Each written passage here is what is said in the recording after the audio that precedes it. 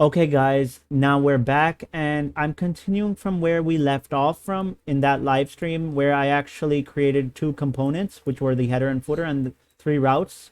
So this is my app.jsx file, and remember over here we have this return which has all of these components. And we saw that we ran our application. So if I use control and backtick, you can see I could open up my terminal. What I could do is I could here add in this this icon over here, split terminal. This could add in two terminals. For the left one, I would say CD client. And for the right one, I would say CD server. Okay, we have two different folders.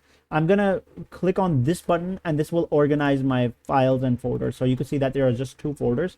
I open them separately. Now I could have npm run dev in this one, as well as npm run dev in this one. So npm run dev. So this front end is opened, as well as the back end, which should be opened. And now if I open it up, you can see over here, this is my application. So what I'm going to do is I'm actually going to go here and, where my original browser is. And I'm over there going to paste it. So you can see that this was our application where we had our home, where we had our books page. We also had our about page. Remember, these are different routes, and this was the header component, which had the navigation links and the logo and the text. And on the footer, we have the copyright 2023, which is being shown everywhere. This is just a sample of some of the actions that you could do. Again, if we look at our the backend, the local host, it's actually on local, so local host. And if you don't know where it is, where the backend is running, you could go over here. And on the bottom, you could see over here where the backend is, you could see that it says over here on port 8000. So we could just type in is localhost colon, and then we could say 8000. And if I click on this, remember that this was the text that was appearing, but my API route was API/books. Now, if I do this, I could get my, response from my MongoDB. It gives me a list of objects, and this is what I'm going to be using. Okay. So let's just test this out first. If I go here in Visual Studio Code, first copy that. There's an extension called Thunder Client. So I'm going to install it. Let me go here and type in Thunder Client. And there should be, okay, doesn't mean like that. Let me say Thunder Client with a space. And this one is the extension I'm talking about. Let's just install it. And now once it's installed, it's enabled automatically. We could go and click on this logo here. Now over here, we click on new request. And over here, we, instead of this, let me just move this out of the way. We'll paste in our, our URL, which is this one. So I'm going to copy this URL and I'm going to paste it here. Okay, I don't know why it didn't work, but it should have worked. Yeah,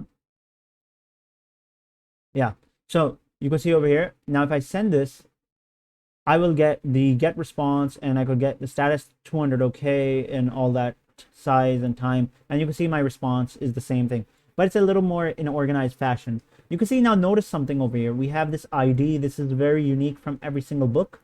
We also have different things like description, and the slug is different as well. And the categories could be same, stars could be same, but these things are a little bit different. And just remember that this is a thumbnail which has the file of the image as well, but we have to store the images somewhere as well. But first of all, that I'm gonna do is actually, you could see over here we have post request, post, put, delete, patch, and all that. And remember, you could just understand it through here. So if I just click on post and send the request, you could see that I got a 404 not found. But if I did the get request, it worked for me. So this is just Thunder Client. It just helps you, understand how to request things. So I'm just going to delete all this. And now we're back here. And what I'm going to do now is I'm actually going to go to my book.jsx file. Remember this file that we had created over here? After the paragraph, I'm actually going to create in a heading. So this heading is going to be called, let me just create it a little big so that everyone could see. It's going to be an H2 heading, and it's going to be called as fetch example. Okay. Now, this fetch example would include this, but before that, we actually need to include some of the important necessities. So what I would go is I would actually go and go and type in the things that I might need for this. And the thing is, I would have to use my use state hook, okay? And I would have to use the use effect hook. So these are the two things that I might need, as well as I might have to use the React Router DOM's link. So I would say import link from, and then we have React, and then we have a hyphen router, and then we have DOM. Okay, so we have React Router DOM like this as well. So that once we have done that, we'd go to our function, which is this const book function. And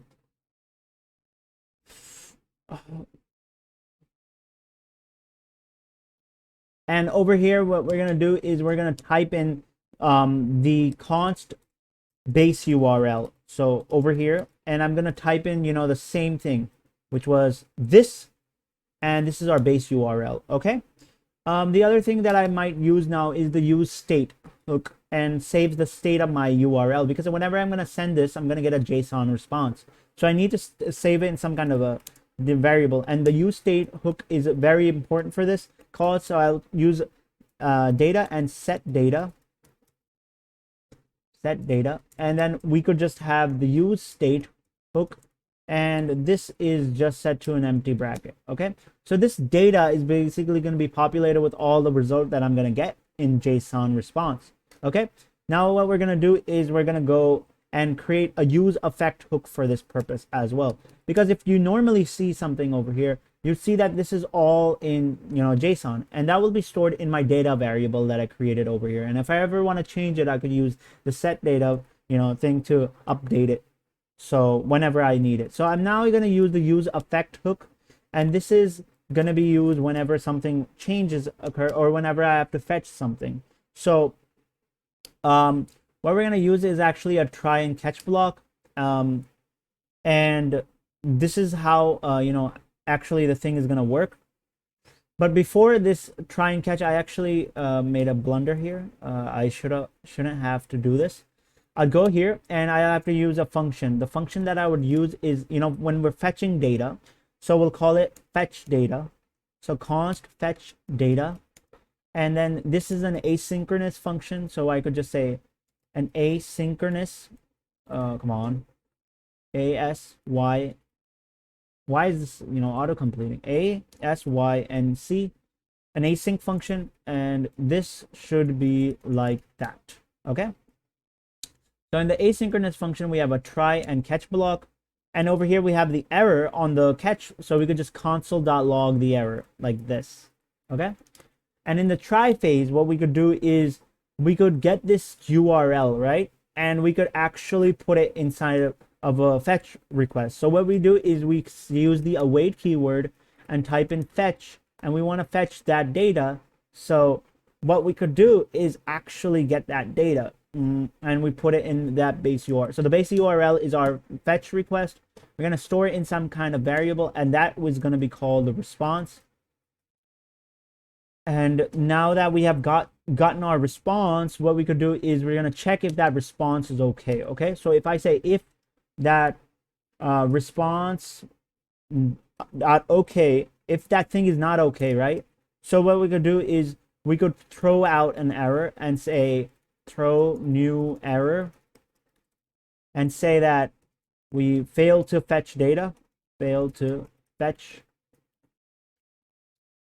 data. Okay, and in case we didn't fail, this won't even work, so this is just a condition, and we would put that response and try to convert it in JSON. So what we'd say is we'll say const.json data, okay, and that response is actually going to be converted. So we could say an await again, and await will we'll get that response and we'll convert it into JSON. So JSON like this. So response.json function will convert it into JSON data, and we could actually set it now using our set data, function that we have in our use state. So it just acts like a function. So what you could do is you say set data, okay, and you can see over here const set data, and inside this you could add in a value. The value that we want to add is this response, JSON data. Okay, this JSON data we want to put in. So we say JSON and data. Now that we have done that, we could actually see it in live action. So after that, you know what you could do is you could actually put in, after this fetch example, this tag called pre, and inside this pre tag, what you could do is you could have the JSON dot stringify, and what you're going to do is actually you get that data, you know, which was on the top, and what you're going to do with that data is you're going to convert it in JSON format. So you're going to have that data, and you're going to get null and 2, and this should, you know, display it in our page. So if I go back, so right now, if you see that books, it doesn't show me anything except for this, because actually what's happening is that we forgot to do one thing. So we forgot to do one single thing, and that is inside of this, you know, fetch data has to be invoked. This function is not being invoked. So this function is closed here. This is just my use effect.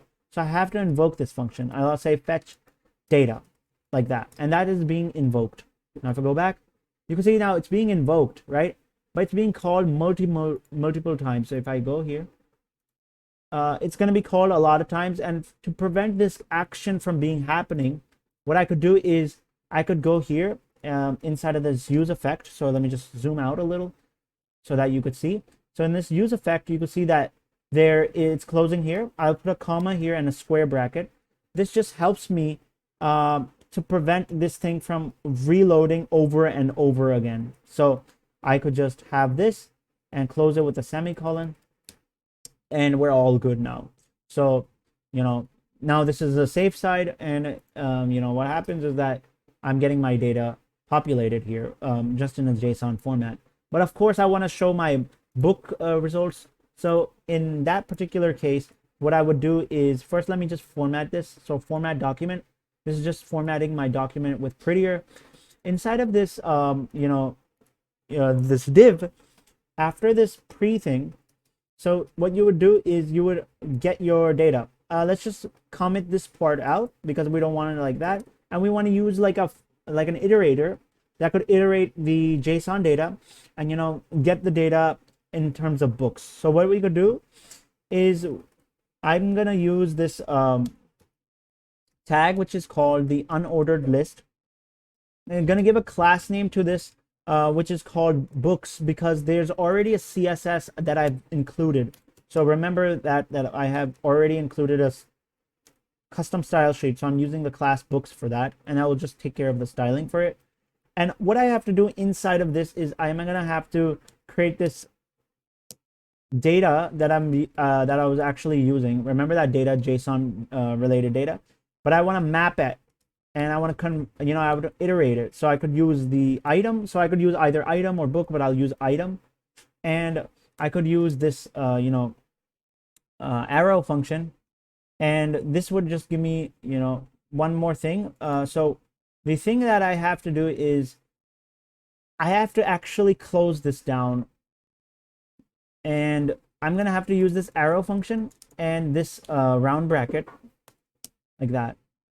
And this round bracket will actually tell me what to do here.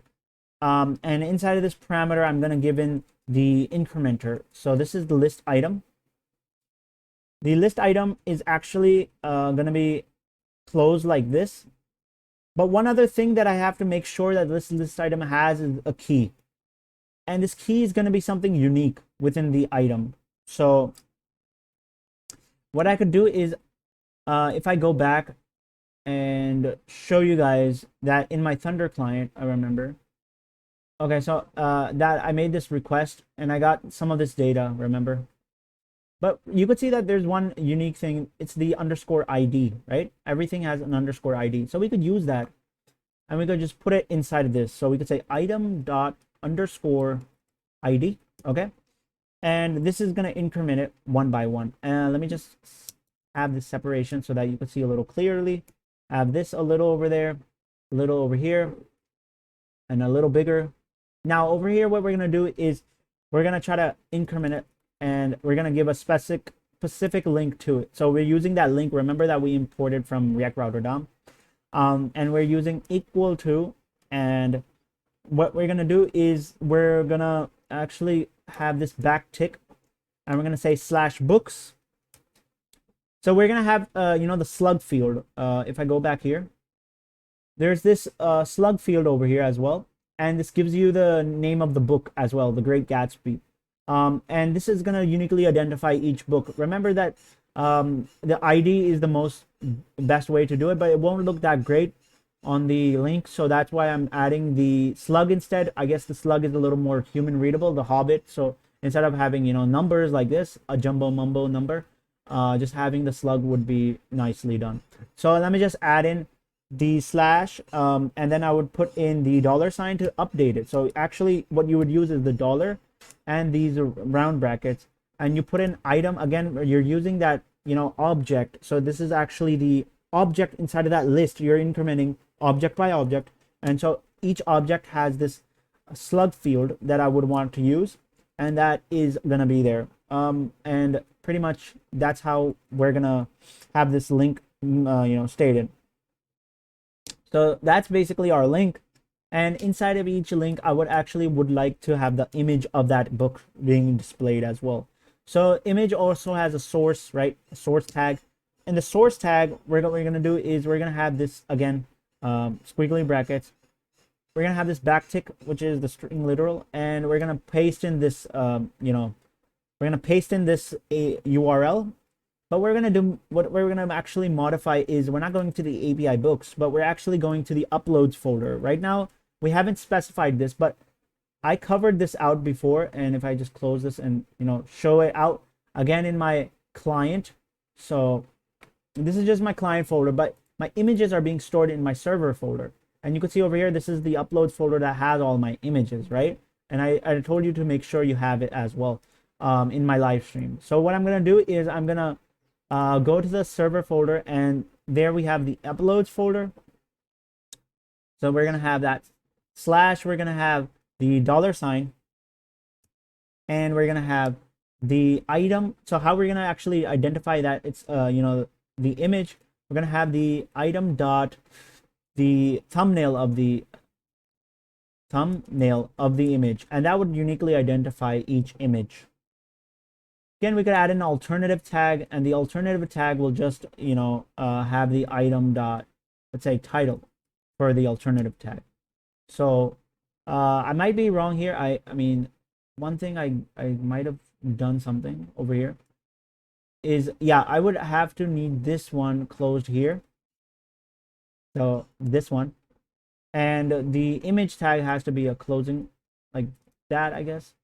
Again, the formatting is not great, so let me just use prettier, and this should format the document. Now it looks much better. Okay, so now that we have this image, and we actually need a heading over here as well. So I'm going to use a head 3, a subheading, and we're going to call this as the, so remember that this is just being incrementing, list item by list item. So I'm going to use item dot title as the heading. Okay, now if I can show you that the thumbnail, if I go back here, the thumbnail is actually, this is the title and this is the thumbnail. It's actually the image file. So that, image file will have it correctly, specified here inside of my uploads folder. So here in my server, we have these uploads, and, the Hobbit will be correctly displayed and everything. So now that we have done everything here, we should actually move a little back. So let me just zoom out a little, and hopefully now that, actually my images won't be displayed right now. You could see that the names of the titles are coming, and some of them which don't have titles are just being displayed, but the images are not being displayed because they're not actually the server actually doesn't know where that folder is, that uploads folder, and I have to configure it.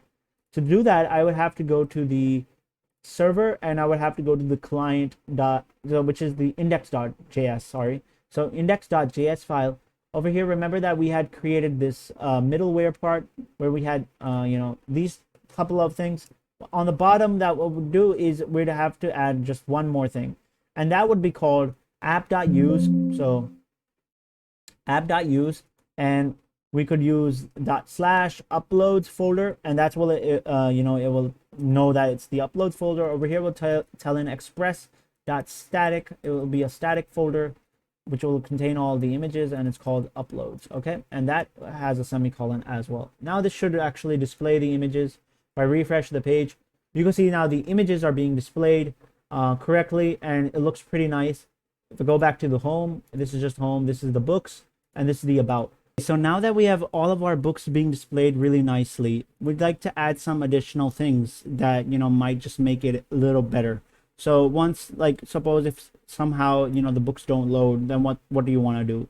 And if it takes time to load, so we could add in these kind of things. So if I go back to my project over here, I'm in my index.js, so I'm just going to cancel that out.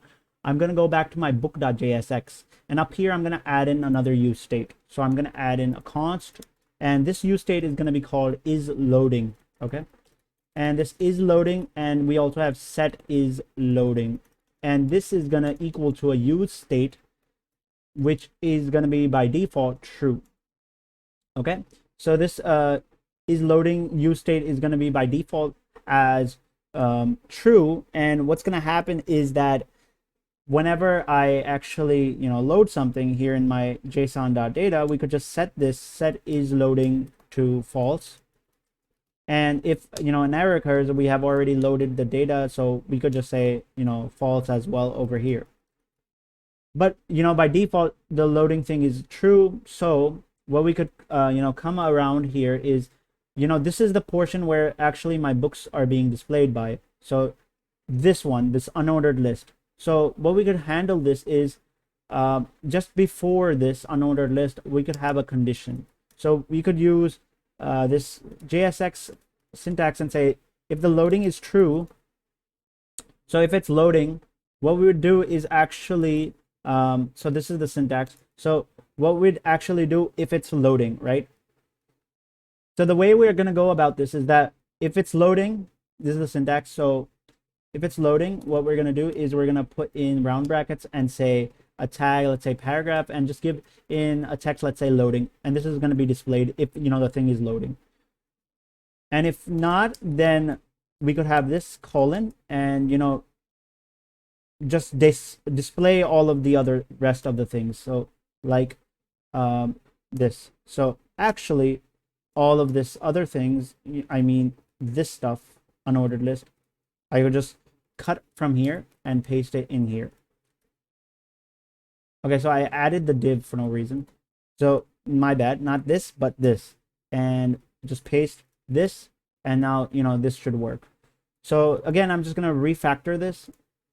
1 minute, it's not refactor, but format document, just to make it a little better. And this is the code. So if it's loading, we're gonna add in this loading, and if not, then we could show the books. So actually my internet is pretty fast, so you won't see that, but you saw that loading thing happening.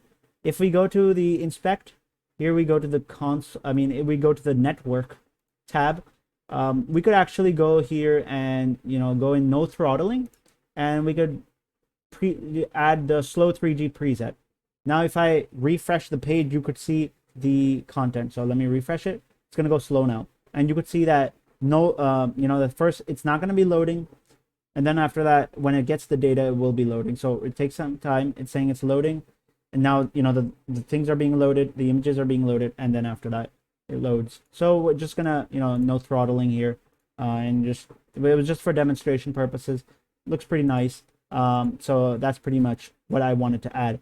Another one that I would like to add is actually an error one. So I would say const, and this is another use state hook. So this is going to be called error, and then we have set error. Okay, and by default the use state error is going to be null.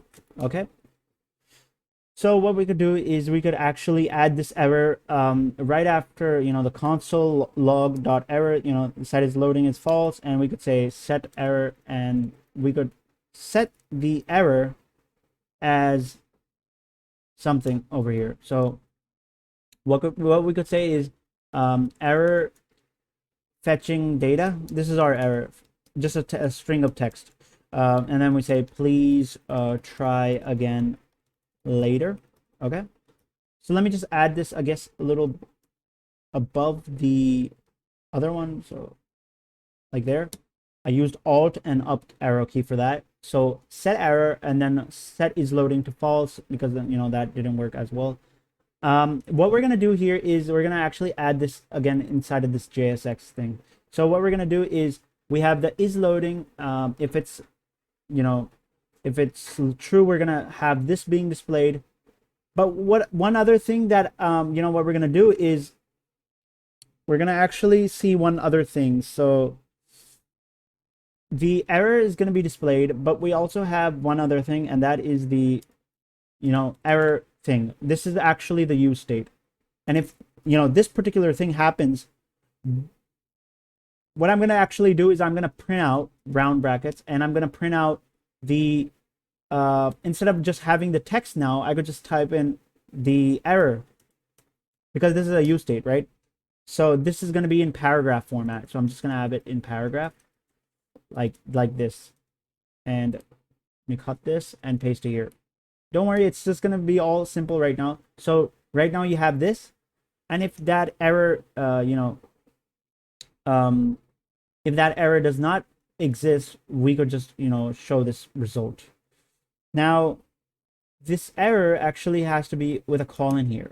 So it's actually, first it's loading, and if it's true, we're gonna put this. If it's not, then we have another one, which is error, and that if it's true, we're gonna show the error. The error is actually this message, this one. So it's this one, error fetching data, please try again later. And if the error doesn't exist as well, we could just just actually share data. Again, we're gonna refactor this format document, and this is my code. Pause it if you want to see it. And now let's go back here. You could see that it's working here, but to test this, you could actually put like something wrong in the base URL, and I just put a 1 at the end of the books, and now you can see that error fetching data, please try again later. Now if I go back to my code, which is over here, and just bring it back, the refreshing, and then the books would load perfectly. This is great, amazing. And now that we have done all of this, we have to actually go and add a select menu. So to add a select menu for my searching books, I would just go down to the part where there was the the heading, which was the fetch example. And remember that this was just to test the code, so I could remove this line. And over here, what I would do is just add a select menu. So the select menu is super simple. What we're going to do is we're going to just use select tag, and this is the tag for the select. Inside of the tag we have options, so option, and there would be multiple options. Each option would have a value, so it would have a value, and by default I will have the all option. So there's going to be multiple options. So let's just have quickly what I'm going to do is I'm going to do alt and shift and down. So 1 2 3 4 5 6 7 8 9 10. Let's just have 10 for now. Might be less, I guess, but the first one will be blank because it will be all. The next will be romance, and it would be based on genres. So let me just have this tab. So okay, caps lock. So romance, and then we'd have the next which is science, and then we'd have crime, we'd have food, and we'd have let's say adventure. And actually I'm using all the categories from the API call. So over here, if we go back to the API call here, there was actually some categories. So if I go back over here somewhere and I find that, so there's this category, and inside the category you can see other food, all these, and that's where I'm getting all these categories from. So now we have thriller, and I have to change the text as well, and make sure these ones are small because fiction, because this is going to be handled by the database. And then we have other at the end. So we just add one extra one. I'm going to change these to the text. So this is going to be called romance. This is going to be called science. This is going to be called crime. This is going to be called food. This is going to be called adventure. This is going to be called thriller. And this is going to be called fiction. And then we have other, which is just like that. Okay. Now, if you want to view the select tag, you go back here and you can see now we have this select tag and it covers all of these, you know, romance and everything. So, but one other thing that I actually wanted to add this, you know, thing is actually within CSS, because you can see that it's expanding everywhere. And remember that style sheet that I added? So that's where I'm going to have to, you know, wrap it around with. So I have this div tag that was class name equal to filters. Okay. And these are just filters. So these things are filters. They're just called filters. I'm going to put it inside of this. And the label for this will be, so I'm going to have a label here. I actually want to have this a little in the tab. So just push a tab here and put a label here. And the label will be called categories. And now, you know, the styling would look nice as well. So you can see over here categories, and then we have, you know, the categories. But yes, when I press in crime or something, or any of these categories like thriller, I want to have the books being updated so that it shows me the correct ones. The way I'm going to do this is another way I have to think of right now. So right now we could see that this portion is complete, right? So one you know, important thing that we want to do is for this particular thing that we want to make it work, we'd have to add in a use state to, you know, actually store the value that we're being selected. So when I'm selecting adventure, I want that category being saved somewhere. So that's going to be used with the use state. So I'm going to say selected category, category like this. And then we have set selected category. So selected category like this. Okay. And what I'm going to use is I'm going to say use state. And we have this like, you know, an empty, because by default, I just want all the categories being shown. So right now you can see over here, we have selected category, set selected category, and this is by default like that. Let's go back to the filters. Over here, we have the select option, and we want to actually save that category value inside of our use state. So to do that, I would actually go to the select place. Over here, I would go to on change method, and the on change will actually have this, and it would be the event. And this event would have this arrow function, and would say set selected category, and we have which is event.target.value. So it would actually get the value of that you know, thing, and then that's going to be saved, so that I'm going to have it saved somewhere. Great. I actually have to update one other thing, which is the use effect hook. So which is right here. Remember that we had the fetch data, and we had the, you know, base URL. I actually have to update the URLs that will have the filter now. So I'm going to actually put it as a URL, which is going to be base URL. Now this URL will be if it's selected. So I have to basically check my use state and say if the selected category has some kind of value, right? And then I would have to update my URL with this plus equal operator and say backtick and add in question category and equals to the $, and over here would have the, you know, the squiggly brackets and say selected category like that. And this should, you know, update my URL, and, you know, everything else should be fine. So what I mean by this is that if I copy this and I go to the, you know, URL here, and over here, if I go to the question category is equal to, and let's say if I put in crime, now you can see that, you know, it doesn't actually work. If I add in something like fiction, it's not actually working right now because I have to, add in some additional things in my server files so that it would basically determine when I'm using my API, when I'm using my routing. So, to do that, I would have to go to my index.js file.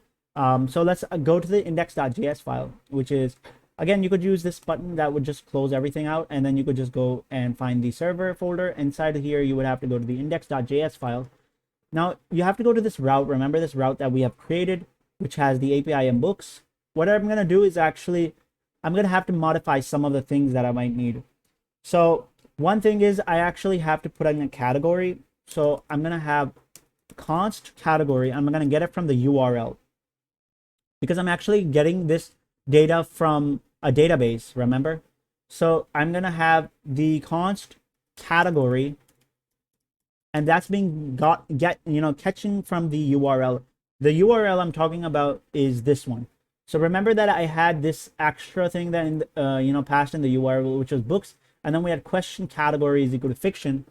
We want this question category is equal to fiction saved somewhere over here. So we could say is category is equal to request dot query, and we want that category. So you put in some category, we want that value of that category. So like fiction, right? That fiction will be stored in this category.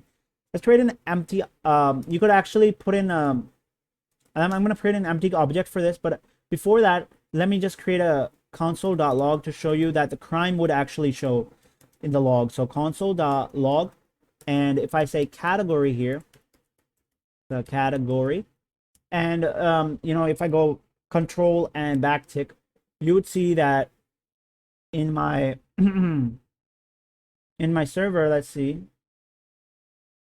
I have to refresh maybe,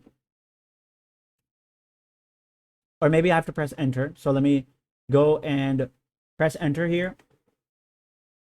Okay, now if I pressed fiction, would go down, and you can see over here it typed in fiction.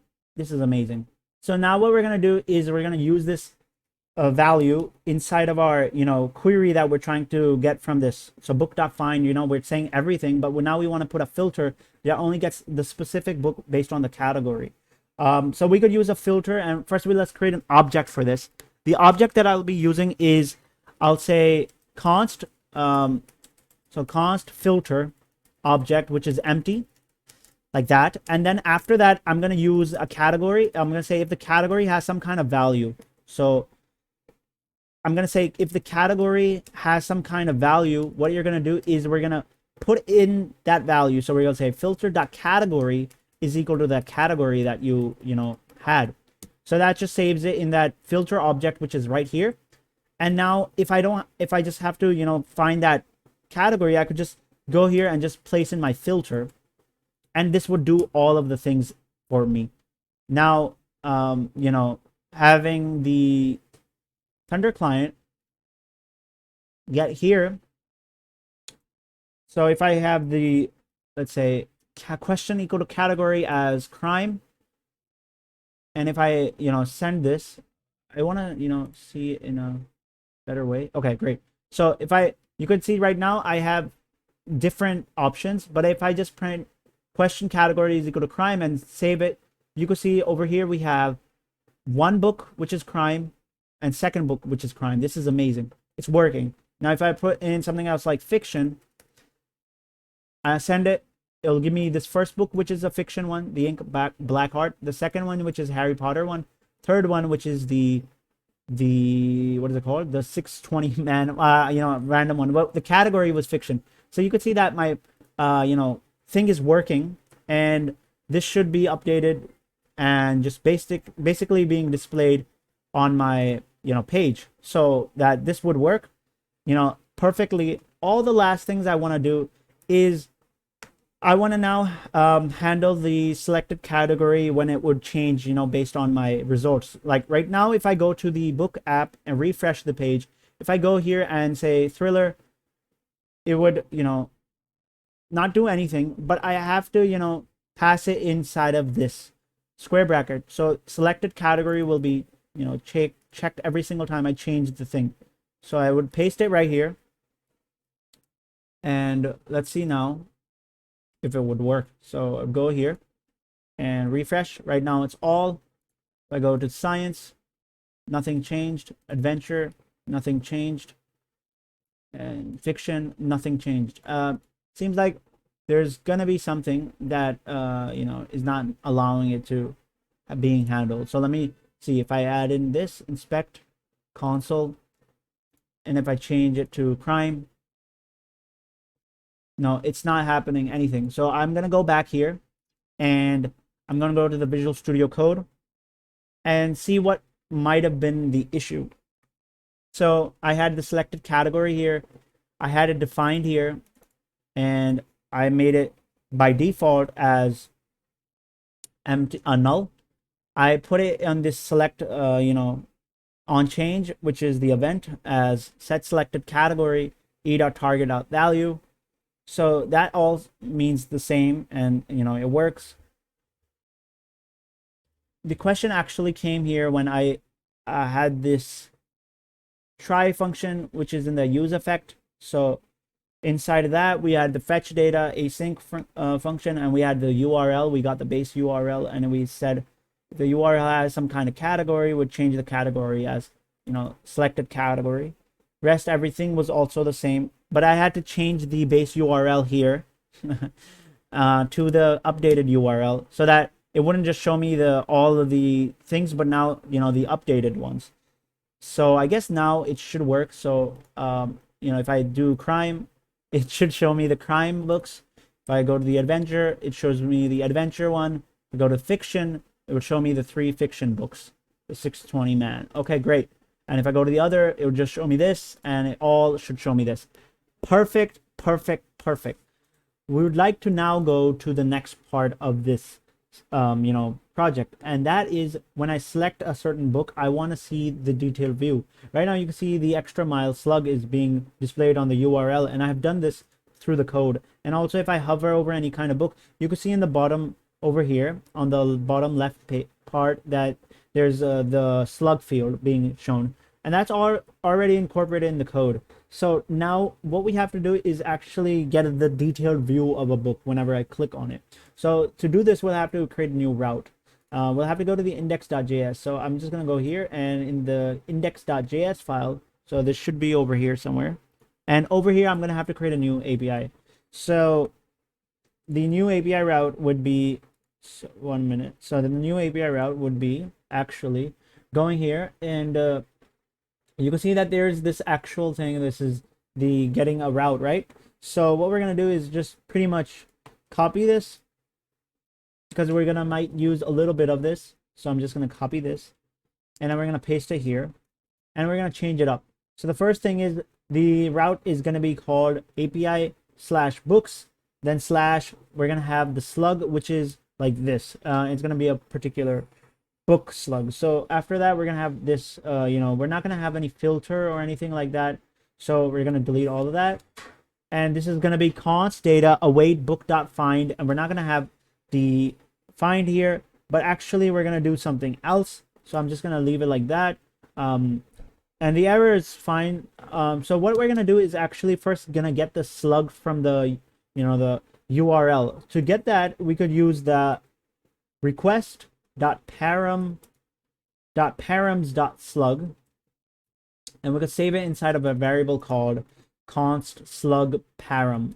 Okay, and we could actually find that particular book by using this through the database. So basically there's a field called slug in the database, and you could see if it matches with the slug param that we had passed through the URL parameter. And if it does, would just get that particular book. So that's actually how things would work here. So what we do is we could just basically test it and see if that actually implies. I have my database and everything working here, so I'm gonna go here and I'm gonna see if, suppose if I add in a book and then the slug field for it. So if I have, let's say, The Hobbit, and The Hobbit is the thumbnail, the slug is this. So I'm just gonna copy this, and I'm gonna paste it here. So right after this, we're gonna paste it, and we're gonna search it. So okay, so I didn't search it properly. I'm gonna go here. So I'm gonna go books and then slash the Hobbit, and you could see that this is being shown. The book is being shown because it's being queried like that. So now this is the actual working for it. And you can see I could only get the first book. Great. So now that is working, what we could do is we could create a route for this, and add the data inside of that route. So we go to this client. So I'm gonna go to the client folder over here. I'm going to go to the source. I'm going to go to the routes. I'm going to go to the book route, and I'm going to create a new route which is called single book. So I'm going to click on this button and I'm going to say singleBook.jsx, like that. Okay, so now we're going to use RFCE, React Functional Component, with export, and this is perfectly fine. All we got to do now is we're just going to copy some of the things from the book. So I'm just going to have this over here, and I'm going to look at my book as well. So what we're going to do is first we're going to copy the first things that we need to actually use, the use state and use hook. So I could use, just copy that like that. I could just type it in for now. Use effect. So use effect would be like that. And yeah, that's pretty much it. The next thing that I have to do is I have to copy this thing. I don't know why this use async error came, but it should have came. It was just the link. It had to be only the link. Okay, so I could have just copied the entire thing really. So I'm just gonna paste it here. And now that we have done that, we have to copy the use state and actually the base URL. So I'm gonna copy this, and I'm gonna paste it here. And the other thing that I need is this use effect. So I'm gonna copy all of this, and I'm just gonna remove the things that I don't need. So this and this should be inside here. So right here. Okay, so let's just remove this and see what we need and what we don't need. So we need the base URL. That is totally fine. The other thing that we need is the data, but the use effect we have to edit. First things that we actually don't need this, selected modified category based thing. So we're going to remove all of that. And so far so good. We don't need this set is loading thing. So that is removed. We don't need this set is loading false and, this error thing. Okay, and we also don't need this selected category from here. So that's pretty much it. Let me just refresh. I mean, I'm gonna have to reformat this format document to make it look good. Over here in the return, what we could do is we could actually use that pre thing that we've done before. So but before that, what I could do is I could actually have the slug captured inside of a data variable. Okay, so what I'm going to do is I'm going to go here into the base URL, and over here we have the use state, but we actually need one more thing. So I'm going to actually change up the thing. So first thing, I'm going to bring the base URL down. The use state is on the top, but actually what I need is the the slug. So to capture the slug, I could use params. I would go here in the link, and I would use params from React Router DOM.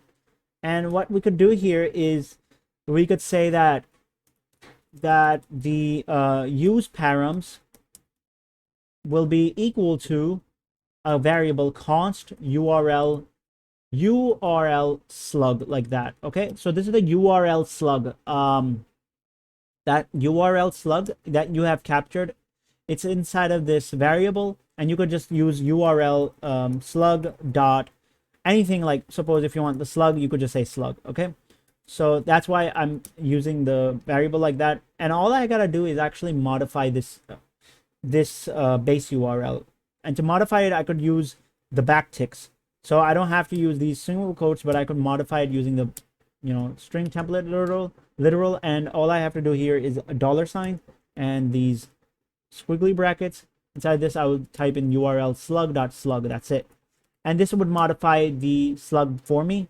I would actually need this / here as well.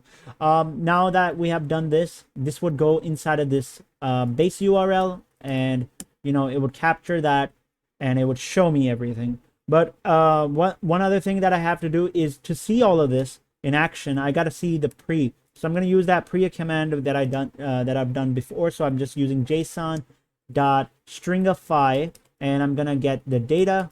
The data is being captured, so you can see it's actually being saved inside of that variable, which is set data. So you can see that use state, I'm just getting u data, so that, and have that null and that to true. Okay, so now that we have done everything, we could see that data. So let's see, and if I go to, let's say, it's book, right now you can see that the books, nothing's coming up here.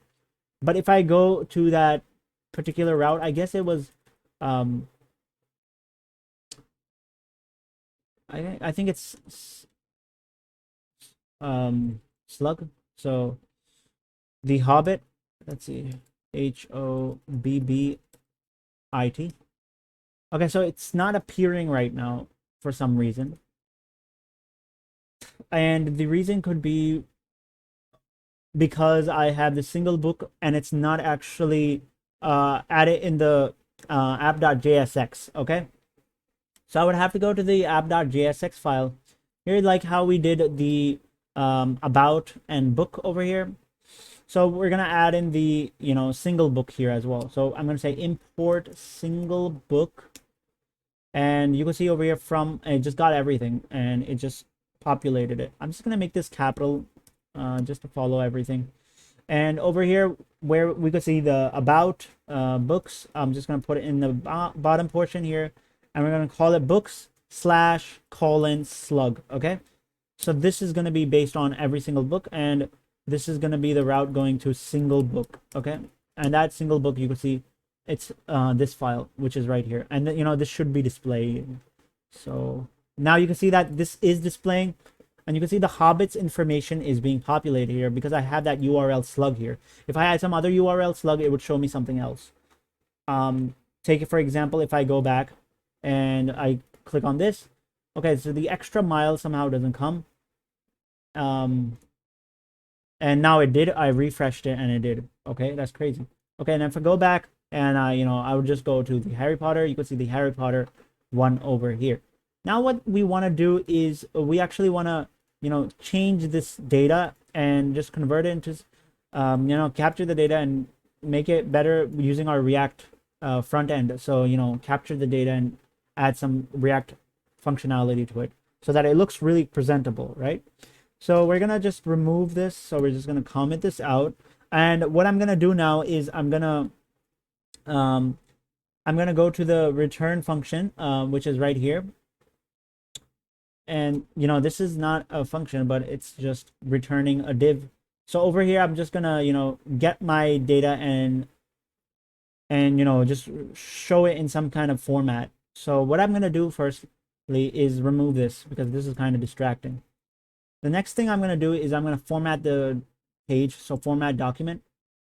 The other thing I'm gonna do, because I already did the next, is get this in a link. So I'm gonna have the link that I basically used from the React Router DOM, and we're gonna have a back page so that we could go back. I don't have to click on the Chrome back, but I want something over here, and this is going to book details.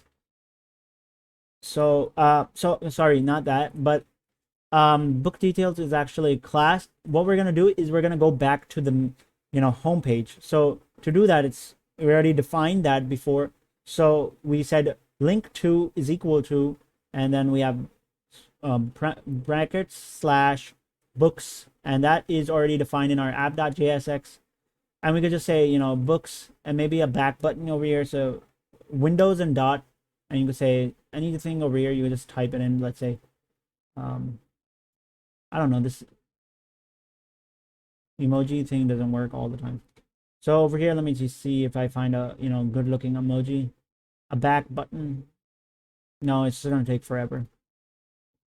I don't know why my keyboard somehow, or maybe there's a problem with Windows. Okay, let's see. The back. Okay, so there's this back button. Okay, and now we're just gonna save this. and we're going to see that it should appear over here. So let me go back here, and you can see that there's this, books button, and it takes you back to the books. Welcome back, everyone, to the React based. Let's do this one more time. So I hope it's recording. Welcome back, everyone, to the CRUD based React application, which is called the Book app that we're creating using MERN stack, which has a front end and a back end. And the last time that I paused here was when I actually had to have this book, and I had to return some JSON. So I'm using the pre tag, which is pre-formatted text, and inside of here I'm just going to put json.stringify, and I had the data, which was in a use state, a null and a 2, and you can see that the data is being displayed here of this book daemon, Cooper head, and we have this thumbnail and all this, but I want to display it really nicely using React.js. So what I'm going to do is I want to display the image, I want to have the title, I want to have the stars and all that. So what we're going to do is first is we're going to remove that. And one thing I have to tell you is, let me just maximize this, and I had to change a bit from here. One, I'm not going to use this, so just ignore that. What I'm going to do is instead of I'm going to have use params function and return a slug. Initially, I think I had something else, but now I'm going to use this, just use slug. And in my base URL, which is /API/books, I'm just going to use the slug, which I'm actually capturing from the parameters. And that's just going to be, the book parameter. And I'm going to put in the slug here in my use effect so that, it constantly checks whenever I update my slug so that it could, fetch another request and display all that. So that's all the basics I wanted to tell. Now that we have done everything, I'm gonna here I'm just gonna maximize my screen, and we're gonna start writing the code. The first thing that I have to do here is I'm gonna have to create some HTML. So we got the books back button, but one thing I need is the div class name, which is book detail. Okay, so this is going to be the details of one particular book. Inside of this, we would have a div class name for the column 1, and we'd also have a div class name for column 2. And now that we have all of this, we also need the image. So we have this div, and over here we have the image. It's source, and actually what I'm going to do is I'm going to put in the source, which is the base, first the base URL, which is up here. So I could just copy till here. So I could copy this, and there you go. And over here, I'm just going to paste this URL. Now what I want here is I have to go to the uploads folder. I have everything. And over here, I have to put a slash, a $, these squiggly brackets, and I have to put in the data dot the thumbnail of the book. So now one thing what you'll see is that there will be a problem here. Okay, so one other thing that I have to do is make sure that this image tag is closed properly. So I'm gonna have to close it after this, like that. And if I go and show you, the image is not being displayed. Reason behind it is that each child in a list should have a unique key prop, and then after that, fail to load server. So it has this problem, which is the other one was just something random. This is the actual cause, and it's not detecting my URL. It's just saying undefined. To actually fix this, what I have to do is, the thing is, my response is actually in a list like this, a list of objects. And to get the list of objects, what I have to do is, 1 minute. Thing is that whenever we get a response, we get it in a list more than 95% of the time. And then there's these objects inside, these squiggly brackets. So if I have a better formatted way to show you, I could go here into my extension and go to Thunder Client, and my old thing. So if I show you right here, you could see that this is a list, and then inside of these are objects. So these objects 1, and then object 2, and object 3 our goal is to iterate through these objects and, get each of them and, get their thing so that we could actually populate it correctly. And we can't just have it all one time. So I have to name it as list over here, use state as a simple empty list. And then after that, getting populated with the data, but having it to do a map or something like that. So that's actually what I'm going to do. So here in my book details, what I would do before this is I would go and have this squiggly brackets. Inside of here, I would put in data, which is that data use state. And I would say map. And I would get an element. So element, or it could be named as anything. And you could put round brackets here. Wait a minute. So I had this and then round brackets here. And then make sure you give some space. And all of this extra, the divs, just bring all of these divs, book details. So all of this would be up here, alt and up arrow key. So now that you have that, you could, instead of having the data, you could say element. Okay, the element would now see, and if I go here, you can see now the book is appearing, right? Because the book is being perfectly rendered. The same thing would have to go for the other ones. So like the other informations. So let me just quickly populate the things. First, I got this, and I actually need one more thing, which is the alternative text. And the alternative text would be the element dot title. Okay, so now that we have done that, I guess one other thing was the closing tag, and that's why it's complaining. And this one actually was part of this, so yeah, just be careful when you're typing this. Now we'll just have the format document, and this just looks much better and cleaner. Okay, so now after this is the next part where we actually have a break line. So I'm just gonna have like this, and I'm gonna have a link later on, but right now I'm gonna focus on the next column, which is column 2. Here in the column 2, what I would need is the title of the book. So the first thing that I would do is I would say an H1, and I would give the element dot title. Okay, and then the next thing I would do is paragraph, and I would say element dot description, and then I would do is the category. So I would say paragraph category, and inside of the category would put in, the category is actually a list of items. So we could have an unordered list, and inside of the unordered list, I would do another map iteration, but now I'm gonna go with the base of element. So element dot category, because it's category, dot map. And then in the round brackets, I would actually put in 2 things. One, I would put the item, for each category, let's say science fiction, whatever, romance. Now, after that would have the index. And I would actually have an arrow bracket, arrow symbol, and this.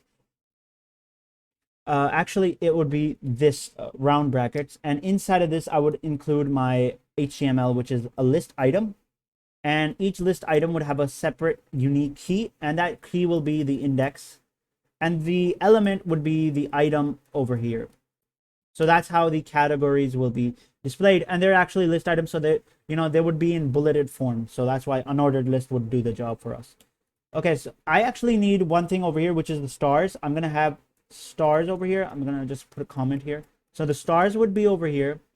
And one thing would be over here. There's going to be a button right here. And this is going to be called the edit book button. And that will take you to the edit book page. But right now, we're not going to do that. So you can see over here, now that we have the, the book, and we also have the, the title and the description and the category, which is adventure, I could go back to other books and see that, it aligns perfectly to them as well. So it just goes and, fetches everything for it. Now, the one thing I want to do is I want to add in the stars, and I want to add in a button over here that would make it I would be able to edit the book so that I could give a different description, maybe update the title, or even change the image. So to do that, first let's first get the stars sorted. So for the stars, I'm gonna create a function here on the top, right here after the use effect hook. So right after the use effect hook, which is right here, and before the return, I'm gonna create a function. So that function will be called the it would be called star rating. So it would be function star rating with capitals. So rating, and it would contain a number of stars. I would say over here number of stars, like what you're giving, and then it would give a basic we're gonna create a const stars array. We're gonna use a for loop, let I is equal to 0, I is less than number of stars, and I plus plus. What we're gonna do here is we're gonna use the stars dot push function and add in each star using their separate tag. So actually they're gonna be in a span tag like this, and the key for each would be a separate index, so I, and I would just get a star logo. So if I could go here, I could get this one, and this would be good for the job. So now you can see that this is the star logo. All I have to do now is call it, and I would call it here. So here I would uncomment, and I would just instead of this I would invoke the function. To invoke the function, I would have to do angle brackets and say star rating, and I have to give in a parameter. So I could say number of stars, that was the input parameter, and I would give in the element dot stars like that. So element dot stars, and I would just close it like this. Now that I have done that, you could see now the stars being displayed. What? Okay, so stars didn't seem to be displayed. Element dot stars.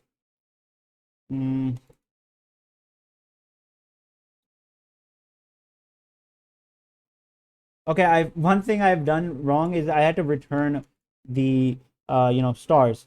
So silly. What I have to do is div and I could actually do something inside of this. I would have the rating, and I would give the stars here as well in these squiggly brackets, so like that.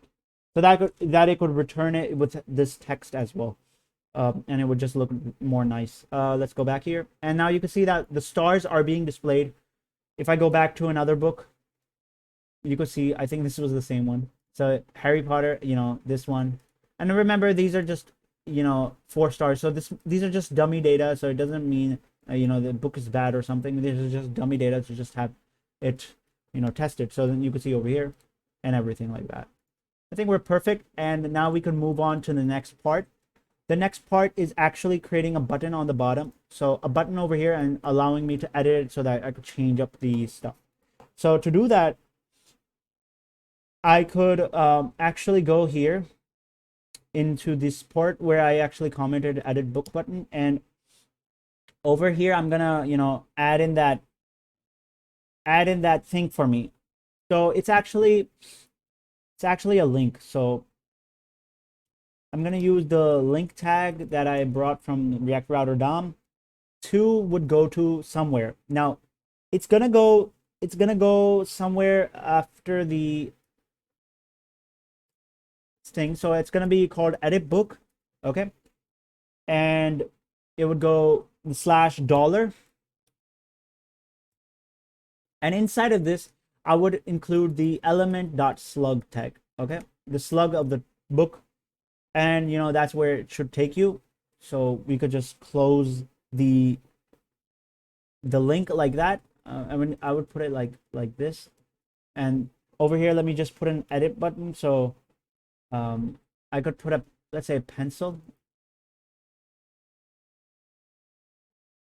this one, and I would type in edit over here as well. Now if I go here, you can see now there's books that would take you to the books, and there's an edit button that would take you to the edit book page, and then it would say no one saw a thing. So that's actually the slug of the book. That's how I did it over here. And that's how we will be able to edit the book. So now that we have created that book, and our page looks like this, so now we could have really nice views of the books. We could get their data, the description, the rating, and the category. What we'd like to do now is we'd like to have a button where we could add a new book to our list. So we have to create a new route for this. For that, we'd have to go to the index.js file, which is over here. And over here, we're going to have to create a new API. So over here, you can see that there is an existing, API for getting the books. And then there is this one, which is used for the slug.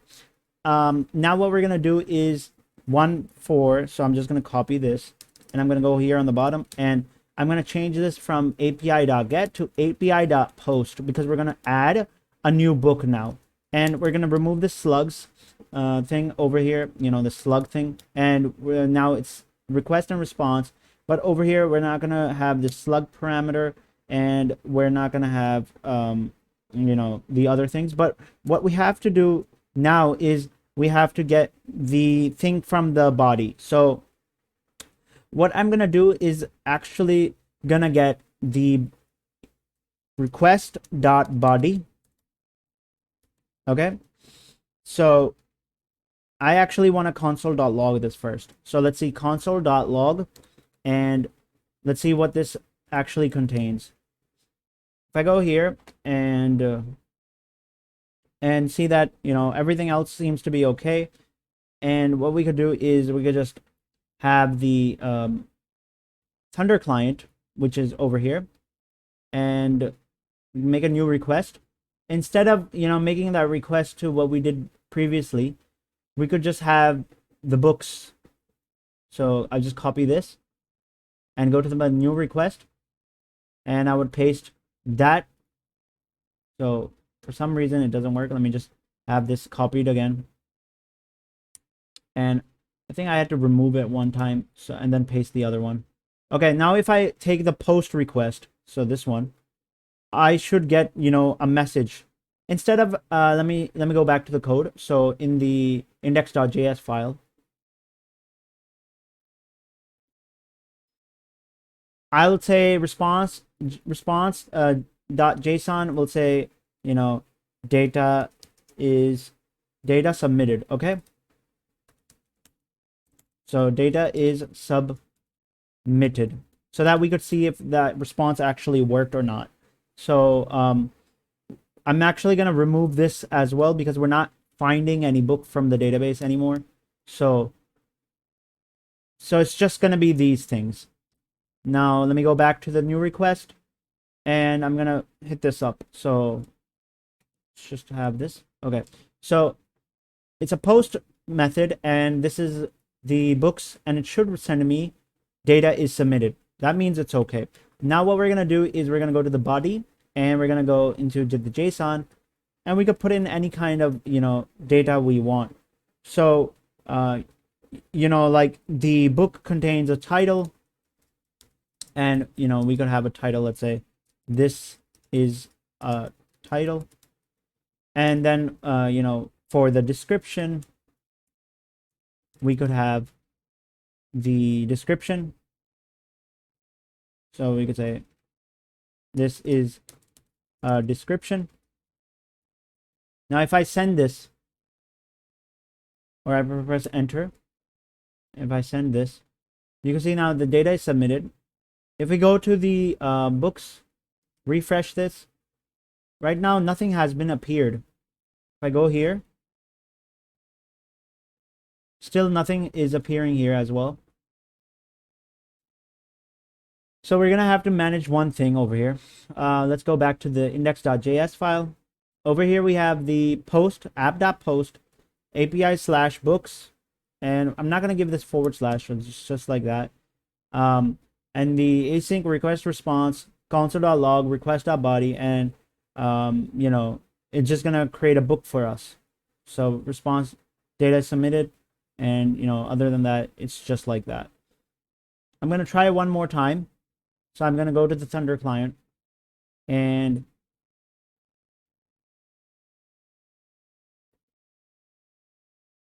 send data is submitted. Go here and nothing here. Nothing here as well.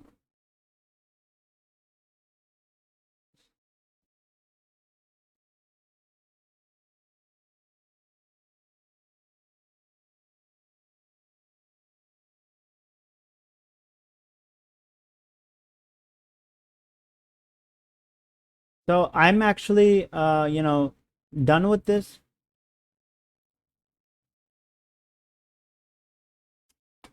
And I'm going here, and I should see in the console screen, which is over here,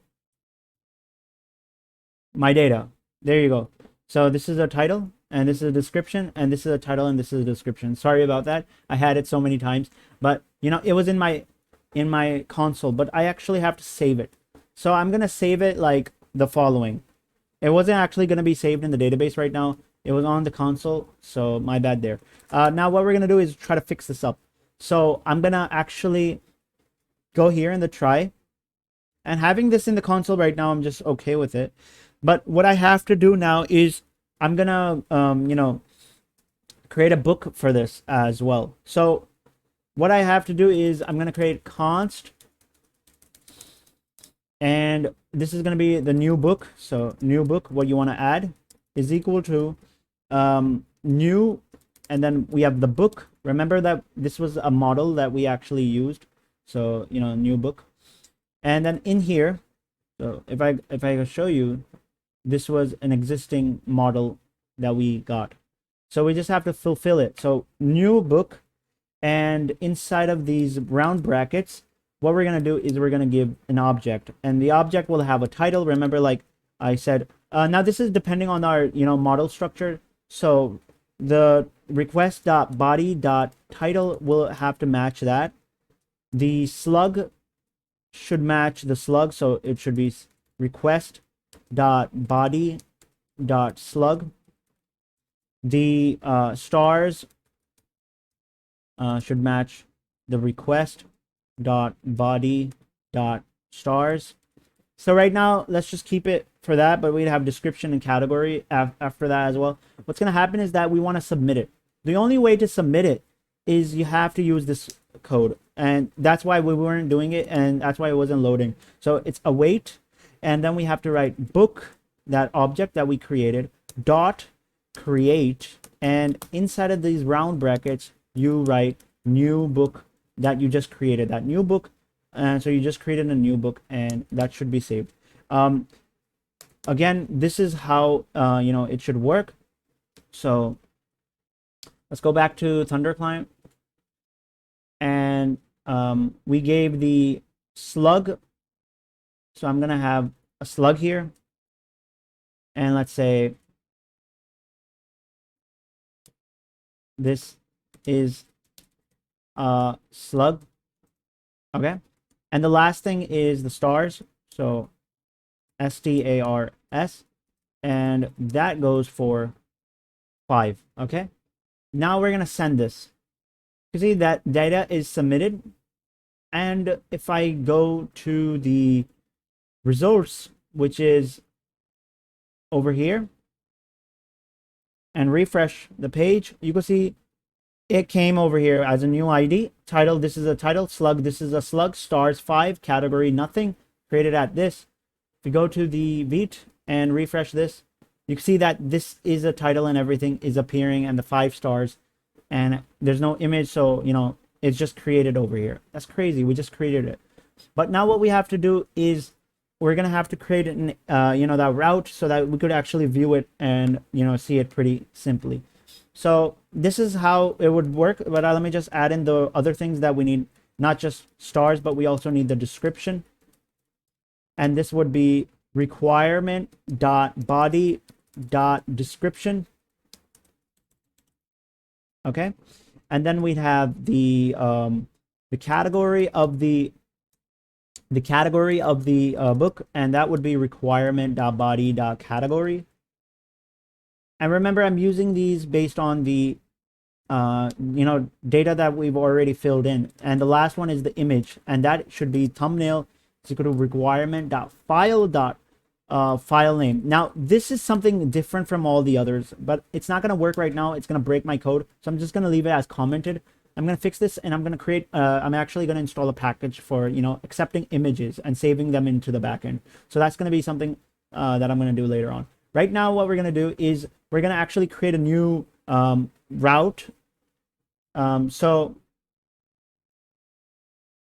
Well, this is our new route. Now we actually have to, when we created our route, we have to move now to the next part, which is going to our source folder, which is in the client.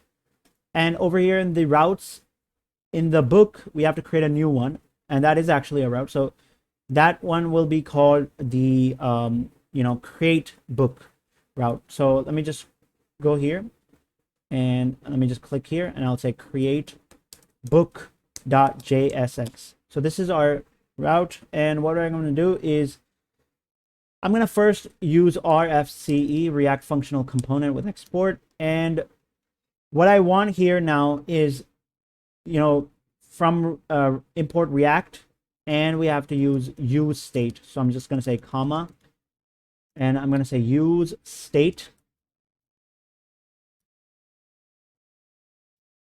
And the next thing I want to do is I'm going to use import no image selected. And this is actually from a long time ago when I actually put an image in the assets, which was called no image selected. If you could see, it's just an image that has nothing.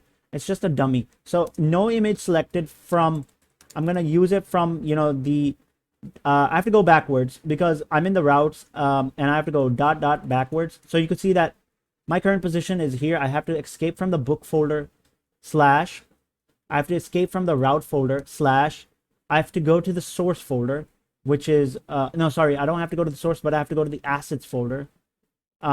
Basically we are inside now. So when I closed it out, I am still inside the source folder. I have to go to the assets folder. So I'm going to use assets / and inside the assets, you can see that the image is called no image selected. So I'm going to use no -image -selected .jpeg, like that. And I'm going to semicolon it. So this is the image, no image selected. What I'm going to do now is I'm going to create some hooks. So I'm going to go inside the function create book. We're going to create some hooks, use state hooks. So the first hook that I'm going to create is going to be for the title, and it's going to store the title. So if I, have some default title, I could just have it in there. So set title is equal to title is equal to, use state. And it's going to be an empty thing by default. Also, one more thing that I'm going to use is a slug.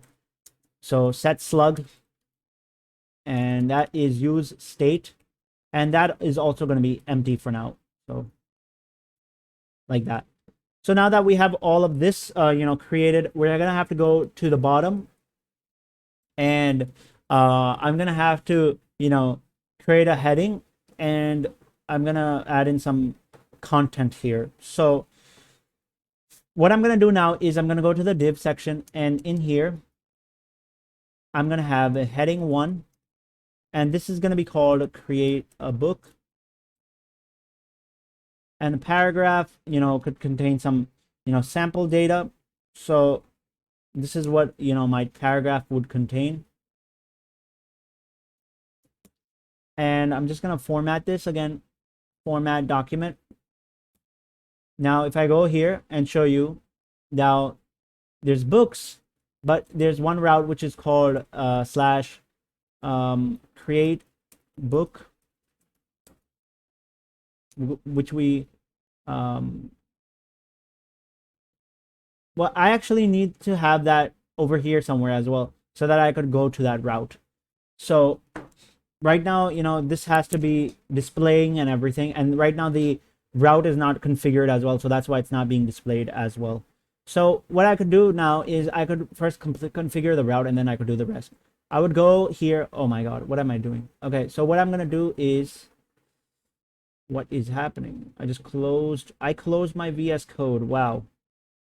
And just open it up. Sorry about that. and it left me back where I was. I don't know, this time I only have my client folder. I'm gonna go to the a Git repository found in the parent folders of the workspace. And would you like to open it, the repository? Yes. I think it's this one.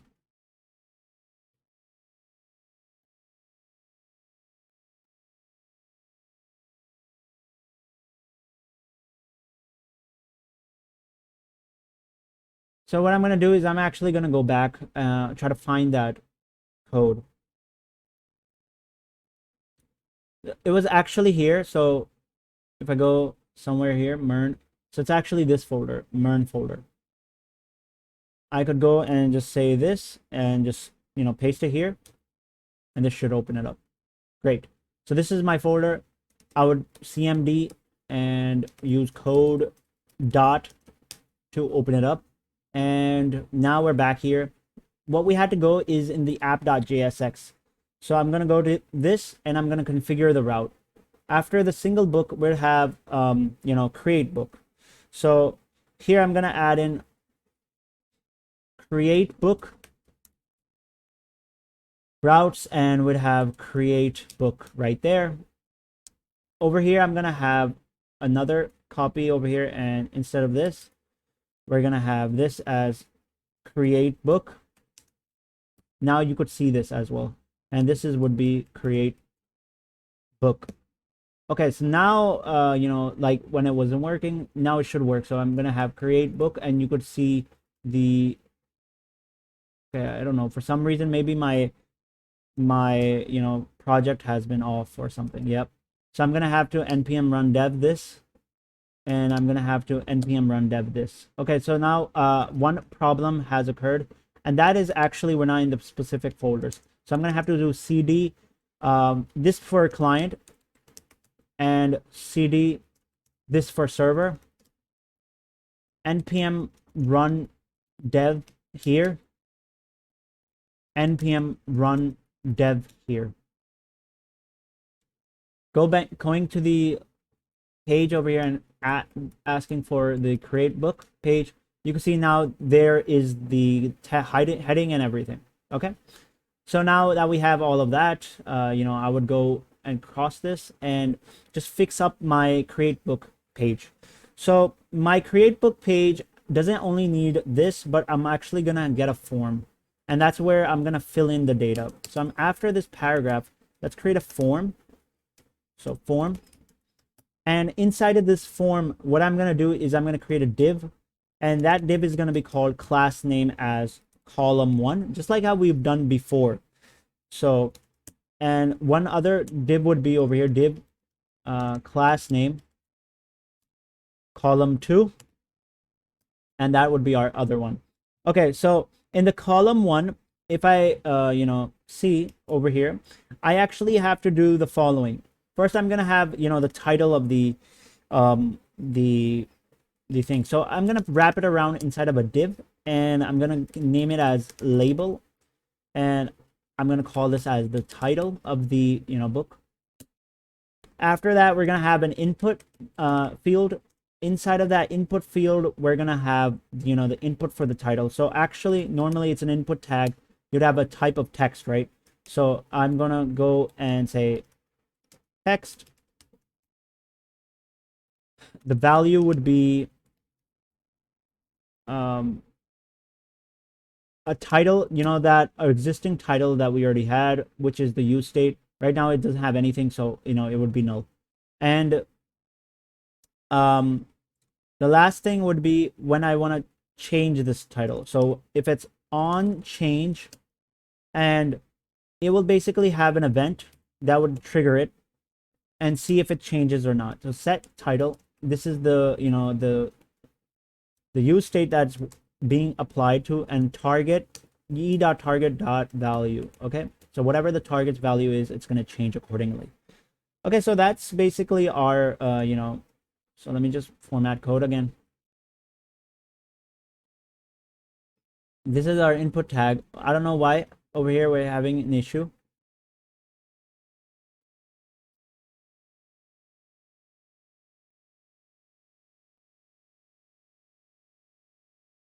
And that issue could become a reason why I think maybe value is equal to title and on change. I had a self-closing tag, which I just forgot. You know, I'm always doing this. So like this. Now that we have done this, let's refactor it, format document. It looks much better like this. We have this. Now we have to go to the, you know, the next part here.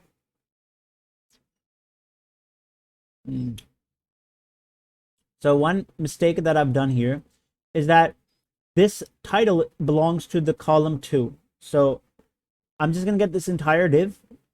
Okay. And I'm just going to paste it right in here. So inside of this column 2, I'm going to paste that div.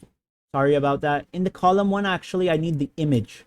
So the image actually will come like this. We'll have a label first, just like how we did in the title. And this label would be called as the, you know, image of the, you know, book. So I'm going to call it as upload thumbnail for the, you know, book. After that, I'm going to put in the image source tag, and here we're going to have the no image selected, you know, currently whatever that, you know, thing is. And I'm going to have an alternative text, and that is set to the